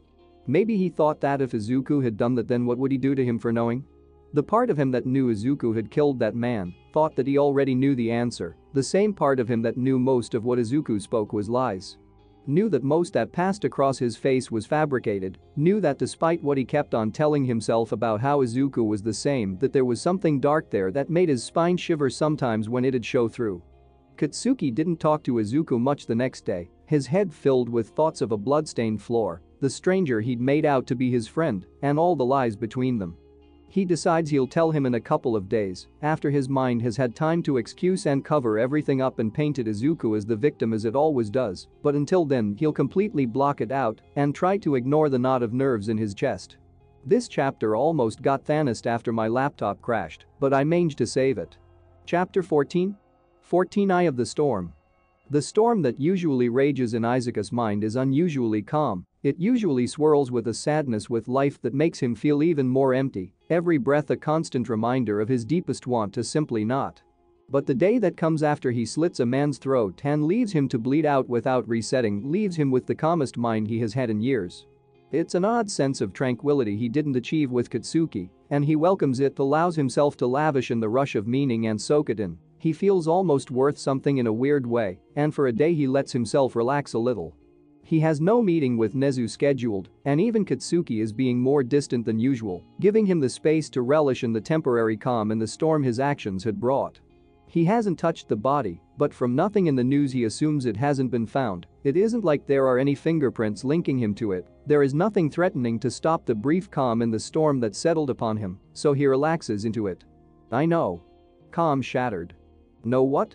About. He lowers his voice and looks around a little despite them being the only two people in his bedroom about last night. When did you find out? It comes out as more of a demand than a question, but he can't reel his tone all the way in after the one calm sheet of glass over his mind had just been completely destroyed. Last night? Well, that put resetting out of question for one of the first times in a year. How was he going to stop him from talking? How had he not seen him? Katsuki had been asleep. Why would he wake up? How much had he heard? How much had he seen? I'm not going to tell anyone. He almost senses Isuka's storm of thoughts, but mere words isn't going to calm the storm as it never has before. I mean, you had your reasons, right? Or it wasn't even you, so it's not really your fault and we can fix it, right? They were a villain, right? It's a jolt to go from relaxing to combing through the other's frantic words to put the right response together. They were. He wanted me to get some information, and when I refused he came at me. Hand shoveling a feel of regret into the moment that brought him so much peace is difficult, but with the way Katsuki face contorts a little it seems to work. Have you gotten rid of the body? There's a weight to word that doesn't resonate with Izuku. He'd planned to just leave it there and let it be written off as some violence between villains, but Katsuki probably wants to get rid of it for the peace of mind. For there to be no risk, and Izuku thinks he might have just found a way to get a grip on how the situation goes down. He shakes his head and slumps his shoulders a little as he forces nervousness into his eyes and looks down. It takes effect immediately as Katsuki taps his fingers lightly against the bed they're sitting on. Are you going to? His eyes search for answers as his fingers tap. Izuku isn't sure that he's even aware he's doing it. I don't think I could move it by myself. I'm worried about getting caught if I leave it there. Izuku can feel his eyes over his form checking for his emotion, and the emotion he's cramming into every crevice he can to convey something he doesn't feel at all. He chews on the inside of his mouth. What if I help you move it? It's 2:12 a.m. and standing in front of a day-old body with an empty bottle of butane and one of the lighters from the night before is not the situation Izuku thought he'd be in a day after murdering somebody, but it's much better than being arrested after Katsuki let his mouth slip. The body is covered in the liquid and outside, Katsuki is glancing between that and the lighter Izuku is just about to put to it and turn the evidence to ash. Flame licks at the body and quickly eats through clothes, sending the smell of burning hair and flesh across the air and lights the surrounding area up with a bright flame. Izuku watches as it crackles in the night. The smell is unpleasant and has Katsuki burying his nose in the fabric of his hoodie and stepping back a bit in an attempt to not smell like it afterwards. He ignores the smell and takes in the flickering of the flame burning flesh, much less calm than last night as Katsuki averted his eyes from the scene. Izuku couldn't understand it. The light of a flame was comforting and unwound a deep knot of nerves in his chest. Involving Katsuki might have been the only way to keep him quiet, but he can't shake the want to be alone in a moment like this and enjoy the warmth the fire brings.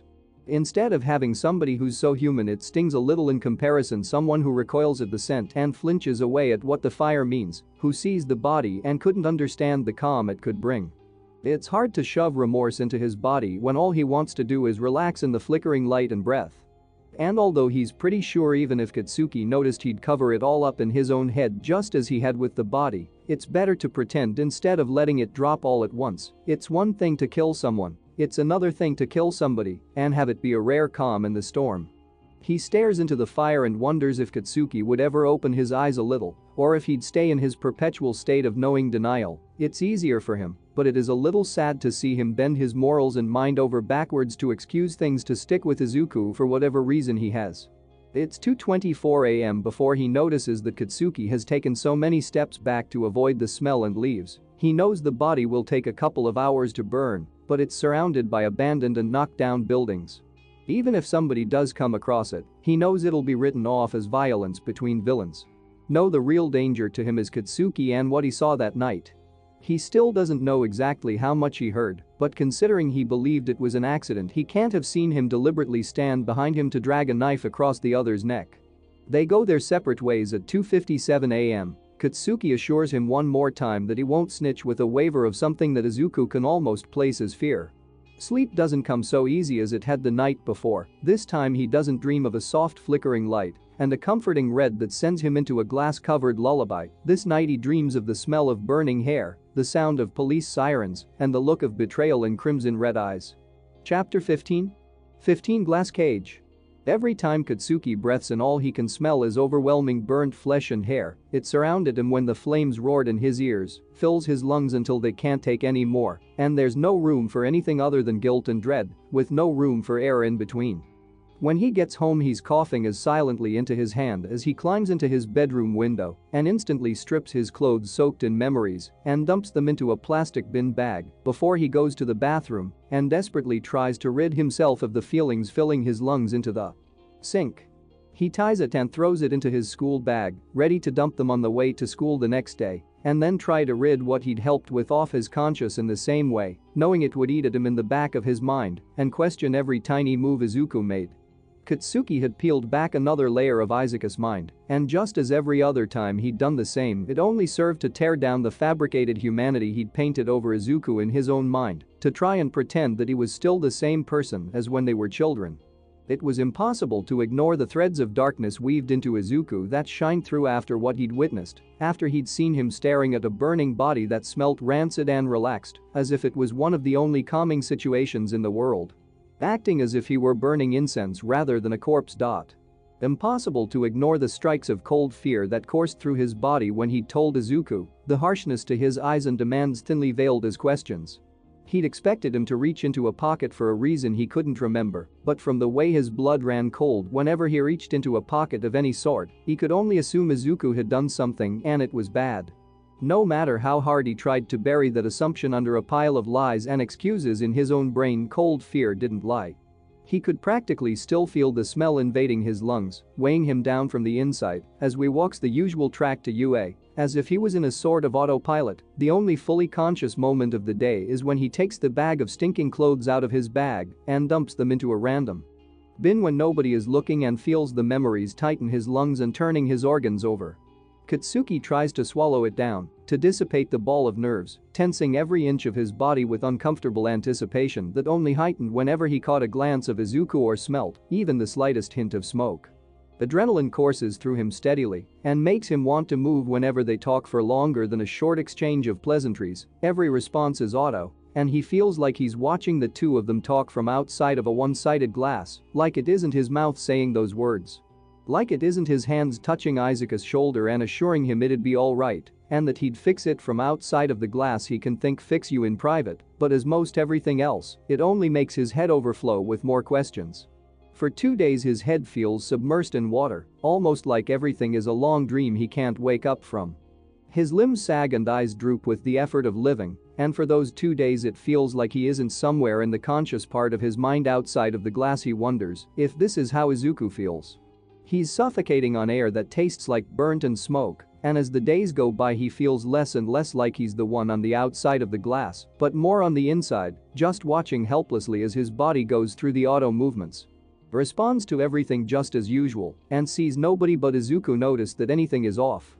All his mind is filled with his replays of those 2 nights, how when the body was moved, he could just about make out the wound on his neck before Izuku lit him on fire, how it had been a deliberate slash most of the way across so deep he could see the inner workings of his throat. The smell of stale blood, the light shade of blue the man's whole freezing body had gone. His eyes that had still been open but held nothing in them, it was all like a vivid picture that had been burned into his mind. Sometimes Katsuki thinks that Izuku might actually be dead. In the private dark depths of his mind he thinks that maybe he is completely crazy and that Izuku did die after he'd pushed him so far and told him to. Thinks that maybe remembering flashes of the other boy's death is his mind's way of breaking through the protective shell about it he'd built around himself to tell him the truth in the blanket of lies he'd let himself drift off under. He thinks that and wonders, but then Izuku will do something the one he'd painted in his own mind could never do, and thinks that maybe this is worse, maybe watching Izuku twist and warp into a stranger is worse than him being in the ground. He thinks that maybe if he was in the ground at least he would have something physical to mourn, but for all of what made Izuku himself had departed nobody else seemed to notice. Nobody else seems to notice the dullness to his eyes, the tightness to his smile, the way the emotion in his tone doesn't quite pull through the way it does for everybody else, the way he seems to be missing something that everyone else had that made him seem almost inhuman. With the way he twists the things around him, kills a man and has Katsuki jumping to be useful and help him cover it up going against every moral fiber in his body, Izuku feels like somebody he barely knows, despite spending hours with him every day for a year. Everything about Izuku felt too perfect, too well said, too rehearsed, too much like it had happened before everything, but those tiny moments of imperfection, where he could drop his shoulders and relax that he'd intruded on. Katsuki could feel it in the deepest parts of himself that something was off with Izuku, something that he knew he couldn't just sweep under a mental rug like he did with every other odd thing Izuku had done over the past year, every tiny slip-up that made his lungs clench. Heartbeat and mind overflow. It was a gut feeling that twisted his organs around each other and threaded strings of nerves into every part of him as he stood in his glass cage he couldn't escape from, head foggy, with the effort of existing and wondering if he was ever going to get out. If he was ever going to do anything about Izuku whoever he had become, or if he was just going to be there to bury a body whenever it was needed and left to pick apart the actions by himself as Izuku went around his days as nothing had happened at all until he'd told him that he knew he'd even seemed more relaxed, which only made him force more suspicions down and forcefully tell himself over and over again that Izuku is a good person, Izuku is his friend. It's a Wednesday afternoon when Katsuki feels like he can finally breathe again, and he's glad he's in the privacy of the school's bathroom when he's gulping for air like a fish who's just been pulled out of a river. Every movement he's hyper aware of happening, every single breath is heavy and strained like it takes all the effort in the world. When he's finally gotten a grip on how to breathe again, Izuku walks into the room with the usual tired expression and dark eyes that don't change a single bit when he lays eyes on Katsuki. Come on, lunch is going to end soon. The words aren't kind, they feel more like a parent scolding their child, but Katsuki forces a small smile and nods. Let's go. Izuku has turned around without a care at all before Katsuki can even finish his words. The smile on his face falters, and as he jogs a little to catch up on aching legs with lungs that can barely work, he repeats a single thought in his head like a mantra to block all the other ones out. Izuku is a good person, Izuku is a good person, Izuku is a good person. He catches a glimpse of Isuka's dull eyes and smells a hint of metal in the air around him. Izuku is not a good person, and it's a thought he can't ignore and block out with pointless mantras anymore. Chapter 16. 16 A Test of Patience. Izuku was many things, but patient with a near catatonic state Katsuki for 2.5 long days after watching one corpse burn was not one of them. It started out convenient, he could give as little attention to Katsuki as he wanted as he'd respond on complete auto.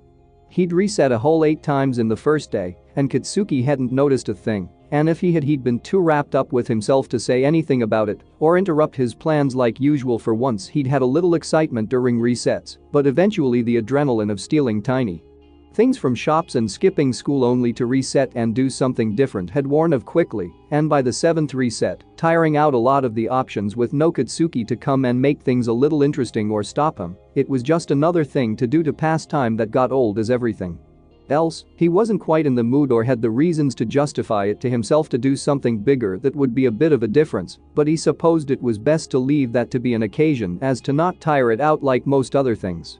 The second day it had begun to grate on his nerves a little, he'd been so glassy-eyed and robotic, and with no difference in activity, it was boring to drag a catatonic Katsuki around their usual routine, with a painfully obviously fake "it'll be alright, I'll fix it" with a hand on his shoulder. It made him want to laugh bitterly at it. Katsuki was the problem, and one he could only hope to control. If he'd never remembered anything, then he'd be free to go and do whatever he wanted and reset as many times as he wanted with nobody remembering anything. Izuku hated leaving things in the hands of fate. It was so unpredictable and uncontrollable he couldn't plan for whatever was going to be thrown at him next. All he could do is hope it wouldn't be enough to ruin his current plans. It initiated another thing he hated doing: hoping. Hoping was an if only thought by everybody who couldn't stand up and get it themselves. He could spend his life moping about an if only, when he'd been run over and killed when he was 6 and found out he had a quirk, and his life had been perfect. Hoping without action was for dreamers. And Izuku certainly was not a dreamer from all the things he'd done for even a chance to get any closer to his own goal. Izuku had even snapped once or twice at Katsuki, that was not followed by the usual brief fear that prevailed. Logically his reaction should be stronger now, since he knew what Izuku was capable of, but he barely even flinched. It gets annoying dragging dead weight around the whole day, and he keeps reminding himself that this is what it takes for Katsuki to not be able to talk, this is what he has to endure. Day 3 rolls around, and when Izuku sees his eyes glassy when they meet outside his house, he can tell it what kind of long day it's going to be and mentally groans a little, but greets him just the same as every other day. When they're walking, Katsuki says about fixing it again. It grates on his nerves further that Katsuki thinks he's helping in this situation.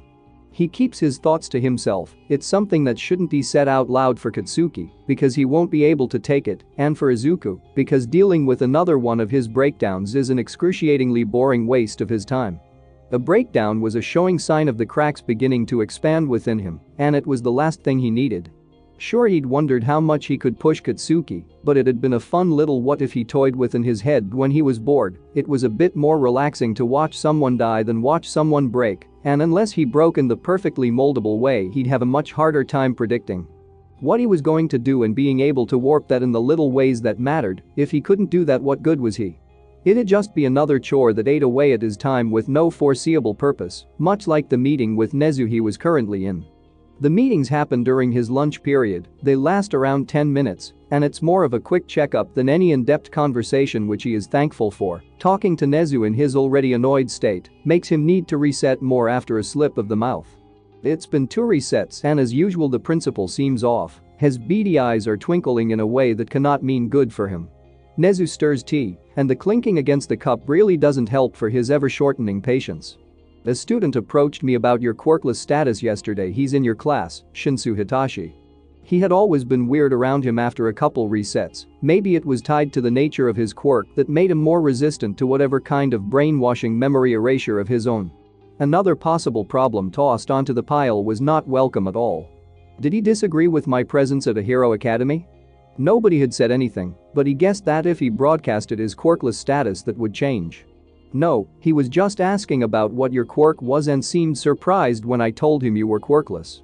I don't broadcast my status to many. I've had unpleasant experiences. Playing the bullying card was a little lower than he liked to pull, but it was enough for the principal to nod and drop the subject, not wanting to bring up any unwanted memories. I just thought I'd make you aware. Maybe it's best to talk to him and find his opinion to make sure it isn't hostile. Students can get defensive when staff ask. Izuku nodded and added it to the short list of things to do. He'd seen the boy in question throw him a couple looks during class after a reset and holding his head a little. It wasn't ideal to have to approach him and make himself known, But the other option would be having to lie about not wanting to approach him for some meek reason that made pity shine in other people's eyes. He's dismissed with the usual exchange of pleasant goodbyes, and he heads for the lunchroom, eyes looking for Katsukas, and when they come up with nothing he walks to the bathroom he went into as they were walking to the office together. When he opens the door he finds Katsuki by the sinks breathing as if he doesn't know how, and eyes once again filled with life. "Come on, lunch is going to end soon." He tries to weasel a kindness into his words, but the annoyance of having to deal with it wins it over, and it sounds much less friendly than he wanted it to. Katsuki doesn't respond verbally as he usually does, instead he pulls on a tight smile and nods. "Let's go." Izuku knows he should at least pretend to be a good friend and offer him a hand or a chance to lead, but the annoyance has taken over again, and he's turned around and started walking with apathy seeping out of every pore. Katsuki jogs to catch up to him and gives him an odd look before turning his attention to the ground with a straining smile. "You don't need to walk me every time, it makes you miss lunch." It's the small insignificant acts that Izuku can't really wrap his head around. It's an action that wouldn't matter if he stopped doing and gives him nothing but negatives in return, yet he continues to walk him to that office and wait outside. And every time he does he's missed half of lunch, and what he did have has gone uncomfortably cold. The thought of the difference between him and Katsuki has once again had a bright red ring drawn around it, and as he has before he thinks about it as Katsuki mutters something about friendship. Izuku does think that part of him died when he stepped from that roof, and then did the same 30 times over with no success, not the part he wanted to die or even the part that the current him considered important. He thinks that when he found he couldn't die he lost more than a way out, but what made him properly alive in the first place? He knows he lost a part of himself that day, a part that left a gaping void in himself that ravened his mind and could only be calmed by corpses and the sight of a burning jumper, the only time it let him feel whole. Katsuki is stumbling over himself like a newborn deer, and he thinks that maybe this is a little more annoying. The aftermath of what he did and had to do to keep it covered is long and tests his patience more than a little. He makes a note to himself to always look behind him when he's going to do something that somebody's knowledge of makes him have to sit through this just to cover himself. Izuku goes home and finds comfort in 3 things: the handgun he picked up 5 days ago, one burner phone of many, and the rolling warmth of his lighter when he rolls it with a thumb that just barely aches. Quick update. I completely forgot to update on here, but I'm taking a couple days off, just some personal stuff I'm working through that got in the way of writing a bit, but I definitely will continue this fic and hopefully pretty soon. Sorry I forgot to say on here and left the usual update hanging. I'll double check I've updated everywhere before I post if I need to again. Chapter 17. Merciless Pursuit. Filling what has been missing for so long, even if it is for but a second, is a dangerous act. It creates a longing that did not exist before. The absence of something is easier to accept when you have not been exposed to a solution that perfectly fits into that aching void. Longing to fill an absence after a taste can quickly run out of control if not kept in line. Izuku knows this, and he is sure in himself that he is fully in control, and that one tiny taste of existence won't overtake him. It won't blur his vision for his goal. Izuku longs for few things, death being at the top of his list, and to be left alone is scoring fairly close. Pointless exercises in normality, in the completely mundane everyday that he is dead set on escaping from, would always be the first thing that came to mind if anyone were to ever ask what he longed for. But it was a thought he would have to keep to himself to not be sent to therapy or seen as unnatural. Everything in the universe exists, as is their nature. Most of those things savor their time and fear the empty beyond, and in that sense, Izuku is against nature itself, and in a further way defying death was defying existence itself. Everything lived, and then everything came to an end. It was the cycle for everything in the universe, as small as an ant or as large as a star. Eventually everything died except for Izuku. Considering all of that, Izuku can barely consider himself existing anymore. Non-existence is a cold emptiness that aches in an odd twisting way and can only be filled in the most inhumane of ways. He wonders if being immortal means he's alive at all or just trapped in the empty in between, like the blank screen he's staring at after waking up post-death perfectly conveys. He sits in the void, and it doesn't feel so much like a taunt anymore. That makes him want to tear it down. It's cold and empty, but it almost feels fitting for him. There are few things he's found that fill the gaping void in himself: killing a man, burning a body, and to a much lesser extent holding the handgun he took. It's heavier than he thought it'd be, it's seemingly always cold to the touch, a little hard to hold, and it occupies a small space in his mind wherever he goes, not the object itself, but what he could do with it. It gave him the slightest pleasurable chill down his spine, though nothing compared to the real thing. It took the sharp edge off life for a couple minutes. He's in the middle of one of these thoughts when Katsuki interrupts. He looks a little shaken, and Izuku can only hope he isn't in the same state as last week. For once fate seemed to be on his side, as all his actions seemed jarring and human, unlike the smooth autopilot ones of the week before. Mentally counting the days, a little muddles among the resets, he finds it's the day of the USJ trip, and Katsuki being more shaken than usual probably means the information he passed on did something, though he'd never cared to ask what. How did your trip go? As most other questions directed at Katsuki, it leaves little room to be avoided. You haven't heard? Villains attacked USJ. His voice sounds a little hollow, a little shaky, but Izuku supposes that's growing more and more common as the resets pass. What did they do? Came in through some portal, they beat the life out of Izawa, and I think they were trying to kill All Might. I got transported away part way through. Kill All Might? They must have some powerful quirks to even start to think of being able to do that. He'd agreed to help with his sole goal in mind without a real care for their cause. Now he was thinking about it. Was it even possible to kill All Might with his quirk? He did have that scar. He'd been shown one painful reset. Did they? Did they kill All Might? Of course not. He's All Might. Of course. Obviously they'd failed. Why had he even considered investing care in their cause for a second? Wanting to kill All Might was no new idea by a long shot, and everyone who'd ever tried had evidently failed. He didn't care himself if the hero icon lived or died, so any consideration about investing care in the League's motives was discarded. He associated with them for one thing and only one thing: to get rid of his quirk. Sometimes Izuku had to remind himself that he wasn't a cruel person, that he's simply doing what had to be done. Ruthless was the word for it. It sounded violent and harsh, but ruthlessness was not cruel. Ruthlessness was seeing a goal and then seeing the quickest way to get to that goal. He could wait years and develop quirk science so far that he could remove his own quirk without harming anybody, but the prospect of waiting years had him turning to the much faster option: supplying villains with what they wanted and then getting his quirk removed. It was quick, it was much simpler than any alternative he racked his brain for. He was comfortable in the fact that he did what had to be done. He stole the information that led to a teacher being gravely injured because he had to. He killed a man because there was no other way to both hand the information over and prove he wasn't some sort of UA spy. Involving Katsuki and then him breaking down had to be done so he wouldn't be able to turn him in. The only thing worse than living his life out and never being able to die was that but in prison. The line between ruthlessness and cruelty is thin, often blurred and hard to distinguish, but Izuku knows everything he's done was necessary. The road to a goal wasn't always clean, and he was perfectly comfortable with that. Being told to come to a location and upon arrival then being told to kill an innocent man to definitively prove he wasn't a spy was one of these necessary things. He was handed a gun and given 1 minute to do what he had to. If he refused, he'd be deemed a spy at worst or uncommitted at best, and probably be allowed to live. But Izuku did not want to be let go to live. His goal was death, and whatever he did to achieve that was necessary, not cruel. The gunshot is loud, it echoes around the small walls and makes his ears ring. It recoils and makes his wrist down tingle with the dull ache of whiplash. The only sound in the room after the deafening shot is the gargle of blood. He'd been aiming for the man's head, but it seemed he'd actually tore a hole in the right side of his neck. He looked down to the weapon still in his hand. He was getting used to the weighty feeling of it, and after the shot it didn't seem so cold anymore, warm like a low-set radiator in an almost comforting way.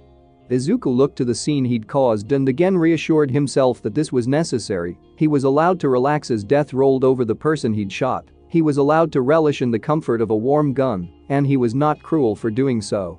He didn't know why he kept on reassuring himself, but for whatever reason it made relaxing in the scene before him a little easier, so he kept it up. It's not the first time whilst looking at a corpse he thinks that maybe, just maybe, this is what it feels like to exist. Maybe this is how it feels for that aching abyss in himself to be filled. The gun goes off loudly as it had before. It's much more obnoxious than his small knife, and it feels different. The phantom ache in his skull when he resets is different, more widespread, and a lot harsher than a tiny blade that usually leaves a thin and prominently dull throb. This is across half of his head, and it feels like the aching that would come after being hit over the head with a baseball bat. A simple curiosity satiated in a way that was certain to ache for the next hour or two. Wondering how it felt to get shot in the head was a morbid curiosity, but as he usually did with most others of its kind, he fulfilled it. Izuku decides he likes knives better than guns, cleaner, quieter and more personal than the blind deafening violence of a gun. Sorry this was later than usual by a couple days. I think I'm going to slow my update pace down a bit to a chapter every 4 to 5 days. I've mostly worked through what put my writing on hold for a bit, and hopefully it won't crop up again, and if it does I hope I can work through it a bit faster to carry on doing what I love. As sadly seems to be required, I shall reiterate that if this fic isn't for you, feel free to review. The only thing I ask is that it is constructive, because meaningless hate will be ignored. Chapter 18. Perpetual boredom. The weeks between the incident at USJ and the infamous annual UA Sports Festival passed quicker than the dragging days interrupted and drawn out further by sporadic resets that Izuku had become accustomed to. The only thing he would consider of importance within those unusually short weeks was his brief confrontation with Shinsu, if he could call it that, after Nedzu actively advised him to talk to the other student. Not doing anything would mean blowing up to bigger than it was. The talk had been quick, and Izuku was glad that the other boy must have had some moral objection to using his quirk wherever he'd like, or it would have been much more troublesome with a string of resets to accompany it. Luckily for him, the conversation had been short and swift, being not much more than coincidence and Shinsu just being curious, either that or he was reluctant to be direct when the principal was involved. Katsuki had become more withdrawn than usual due to the increase in training for the sports festival. As most people had expected, UA still went forward with the sports festival, even if one of the presenting teachers was barely out of critical condition by the time they announced it would go on as usual. It was both a blessing and a curse, pleasant in the sense that even if he had little to fill the time slots between the next events in his schedule, he'd rather do a mildly enjoyable time-consuming activity over the annoyance of keeping maintenance on a front. But like most all good things that happened to him, it came with the consequence of potentially distancing them. Something Izuku could not afford to let happen, especially since he didn't know how much Katsuki had heard that night, and if it turned out to be too much, he'd need to be close enough to make him believe the lie he prepared. It was that or take care of him permanently. On a separate calendar left open on his desk, the first date of the sports festival was marked in aggressively yellow highlighter. It was accompanied by the presence of a small shopping list no longer than his hand with notebook.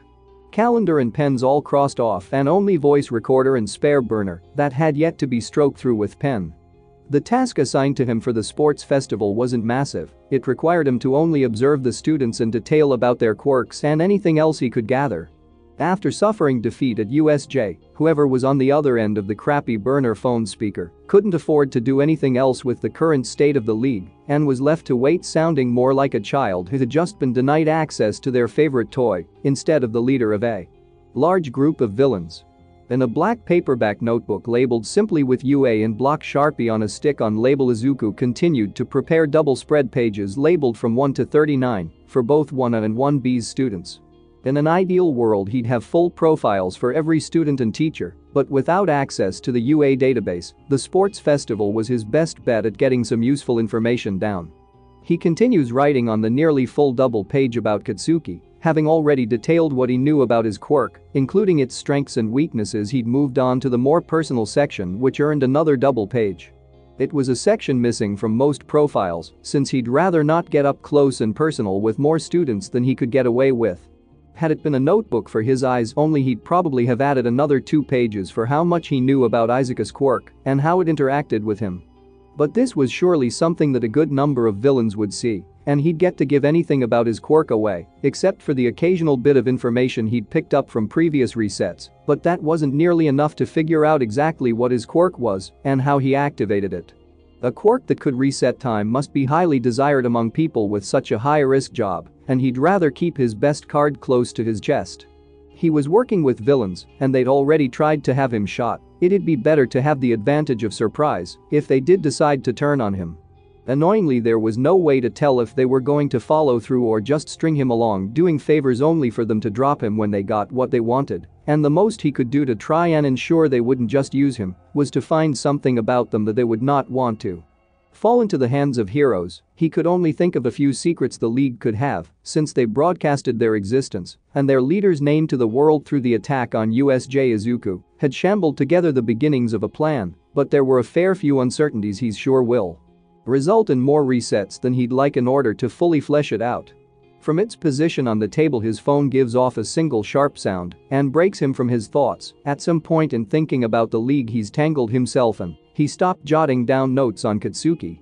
He puts the notebook on his desk after closing it and makes a mental note to continue his notes on the blonde boy at one of the many monotonous points in his everyday life. Speak of the devil. Izuku thinks to himself as he reads the message just sent to him by aforementioned blonde boy on his just barely cracked phone screen. The message he types back is short and a little blunt, and after clicking the device off and shoving it into the pocket of his uniform, he still hasn't taken off. He moves to the wardrobe, pulling on a plain green hoodie and making no effort to read the response Katsuki has surely sent him by now. Leaving the house is always somewhat a chore, and it often left Izuku wishing he'd stayed inside scrawling hero analysis that might end up being useful to the league one day.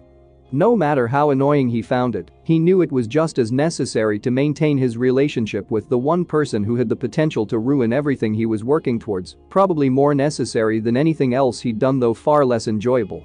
Izuku gives a final glance to his bedroom before he closes the front door behind him and walks the familiar path towards the small park barely a mile south, mind running amok with thoughts of all the things that lay hidden in the drawer under his bedside desk.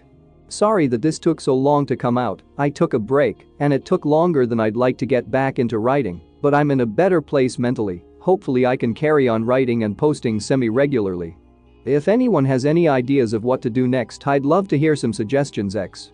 Chapter 19. Newton's Third Law. When he was younger, Izuku had asked his mother every single year if he could go and see the UA Sports Festival, and every year the tickets would sell out far before he got home from school or his mother home from work. It usually ended in having katsudon for dinner to make it up to him. Now that he was here in person, he could safely say it wasn't all that exciting. The seats were crammed too far together and put him a lot closer to the surrounding hero worshippers than he'd have liked. On top of that, the heat and noise of the festival had him taking a break from the student section of the stands as often as he could manage just to get some much-needed alone time in an empty bathroom. Letting the thumping of blood in his ears calm down a little and hoping to himself that he didn't have to reset today to live through it again as he splashed tap water on his face to cool down faster. Only one thing made him crack the slightest bit of a smile that day, and that was the uproar from the crowd when Katsuki gave his opening speech. Why he was trusted with such an important role Izuku would never know, consisting of him bluntly declaring that he intended to win and nothing more. It was an almost nice change from the usual speech given every year. All of them sounded like one was copying just enough from the other to not get caught by the people who likely screened whatever they came up with in preparation. The rest of the day was, unfortunately for him, a lot less fun in the overly warm and crowded stadium that smelt a little like crappy fair food. This was courtesy of some vendor a few rows below him, who Izuku would assume was enjoying many sales since it lasted the whole time. That or he badly needed to replace whatever extraction fan he was using. The first section of the sports festival was the one Izuku spent flipping through the scarce messages with the league to give himself an unneeded refresher on what his purpose was that day. Since it involved a lot of students and no real close-ups of them or their quirks, it was mostly useless to him, save for a few displays of power from Todoroki and Katsuki, but even those would have been gathered from the upcoming stages.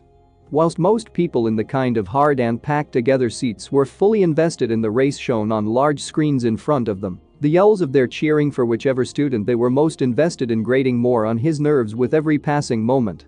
Izuku thought that the end of the race couldn't come sooner. He already knew who was going to win down to 2 students, and it was no surprise that Katsuki came out second of the 3-part race with Todoroki on top. When President Mick announces the second part of the race, it results in both a sigh of finally and a small wince after pain erupted in his ears, and for the 4th time that day he wished that the student seats with one of the best views wasn't so close to the announcement speaker. Izuku opened his spare notebook and held his pen ready in hand, prepared to write down anything and everything that came to mind when he watched, and trying not to think about the task of sorting every note into sections and rewriting them later in his more professional-looking book. At first they just announced how the point system worked and that only the top 4 scoring teams would move on to the final stage, expected, yet the crowd gives a loud response as always. Again Izuku is reminded of how much he dislikes massive crowds. Why had he wanted to go when he was younger again? This was really turning out to be a chore, one that was far longer than he'd like.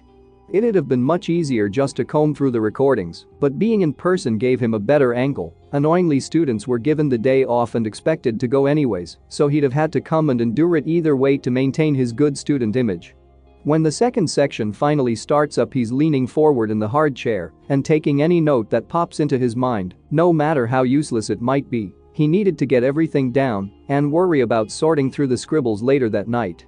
The cavalry battle was much more interesting and provokes significantly more thought than the obstacle race. It lasts every second of a full 15 minutes, with Team Todoroki keeping the 10 million point headband the majority of those seconds and, when the whistle sounded for time up, winning by a landslide.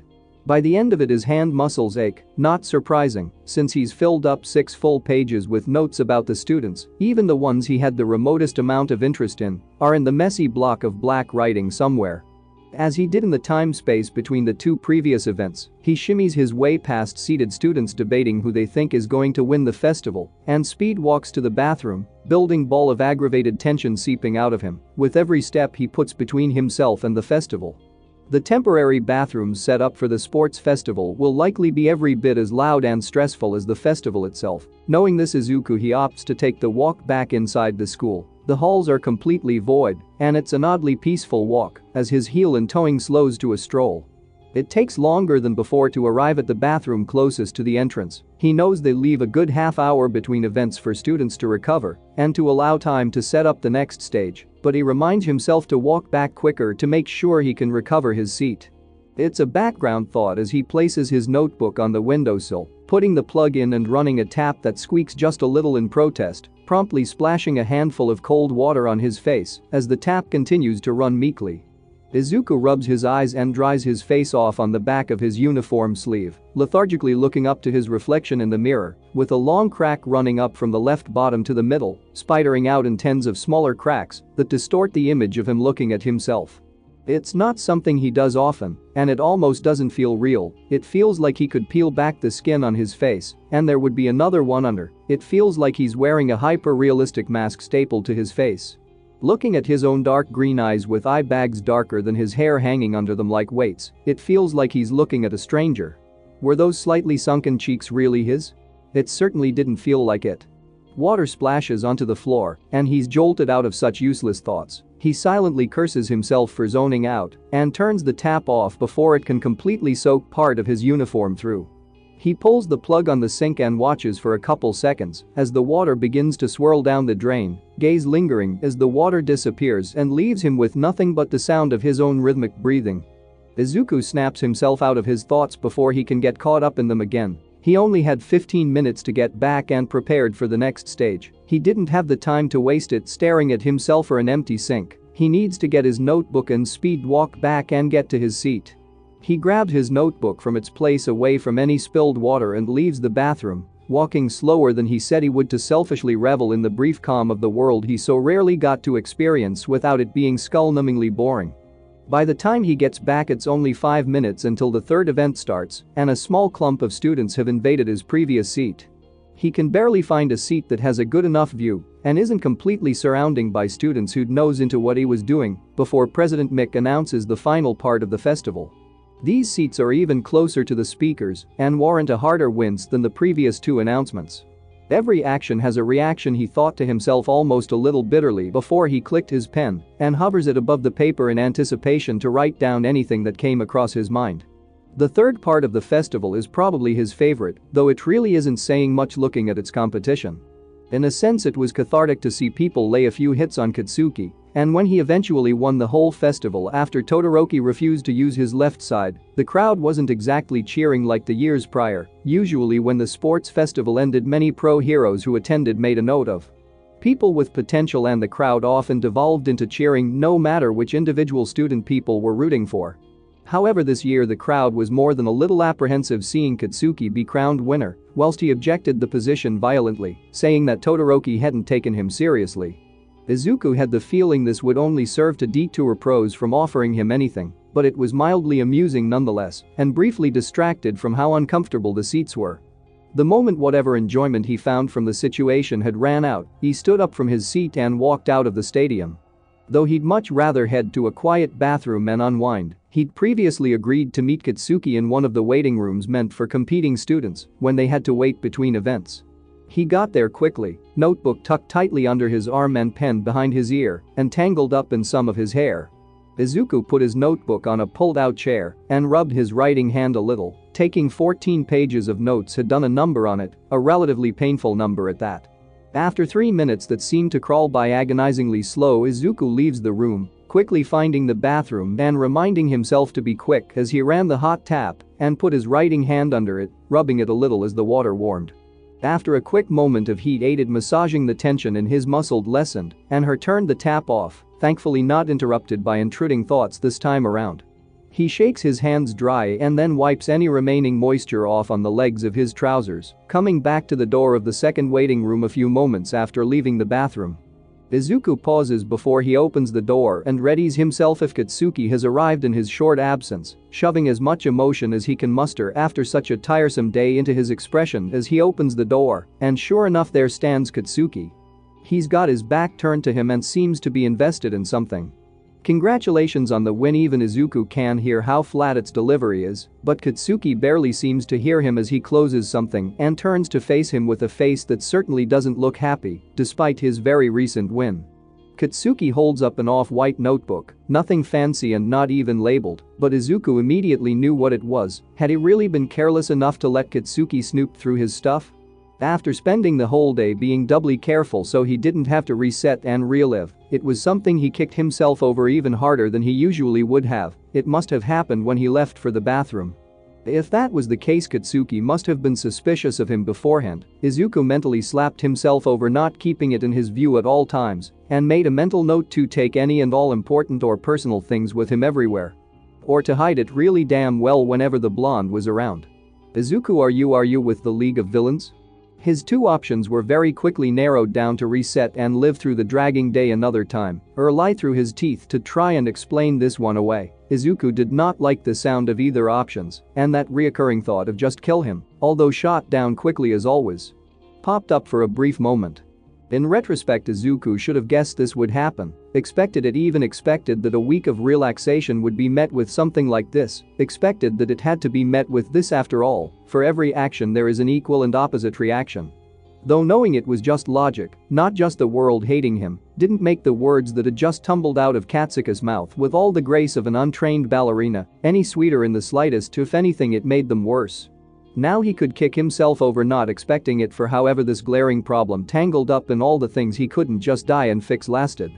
Note to self, Izuku thought to himself for the second time in a minute as his mind raced to shamble together some lie, some excuse, some explanation from the thin air around him. Always remember Newton's third law. This is the end chapter of Reset. Don't forget to like for a comfy 8 hours of sleep and sub for more chapters of this dark fanfic. Anyways, Dead Space 2 enjoyer was here. Peace.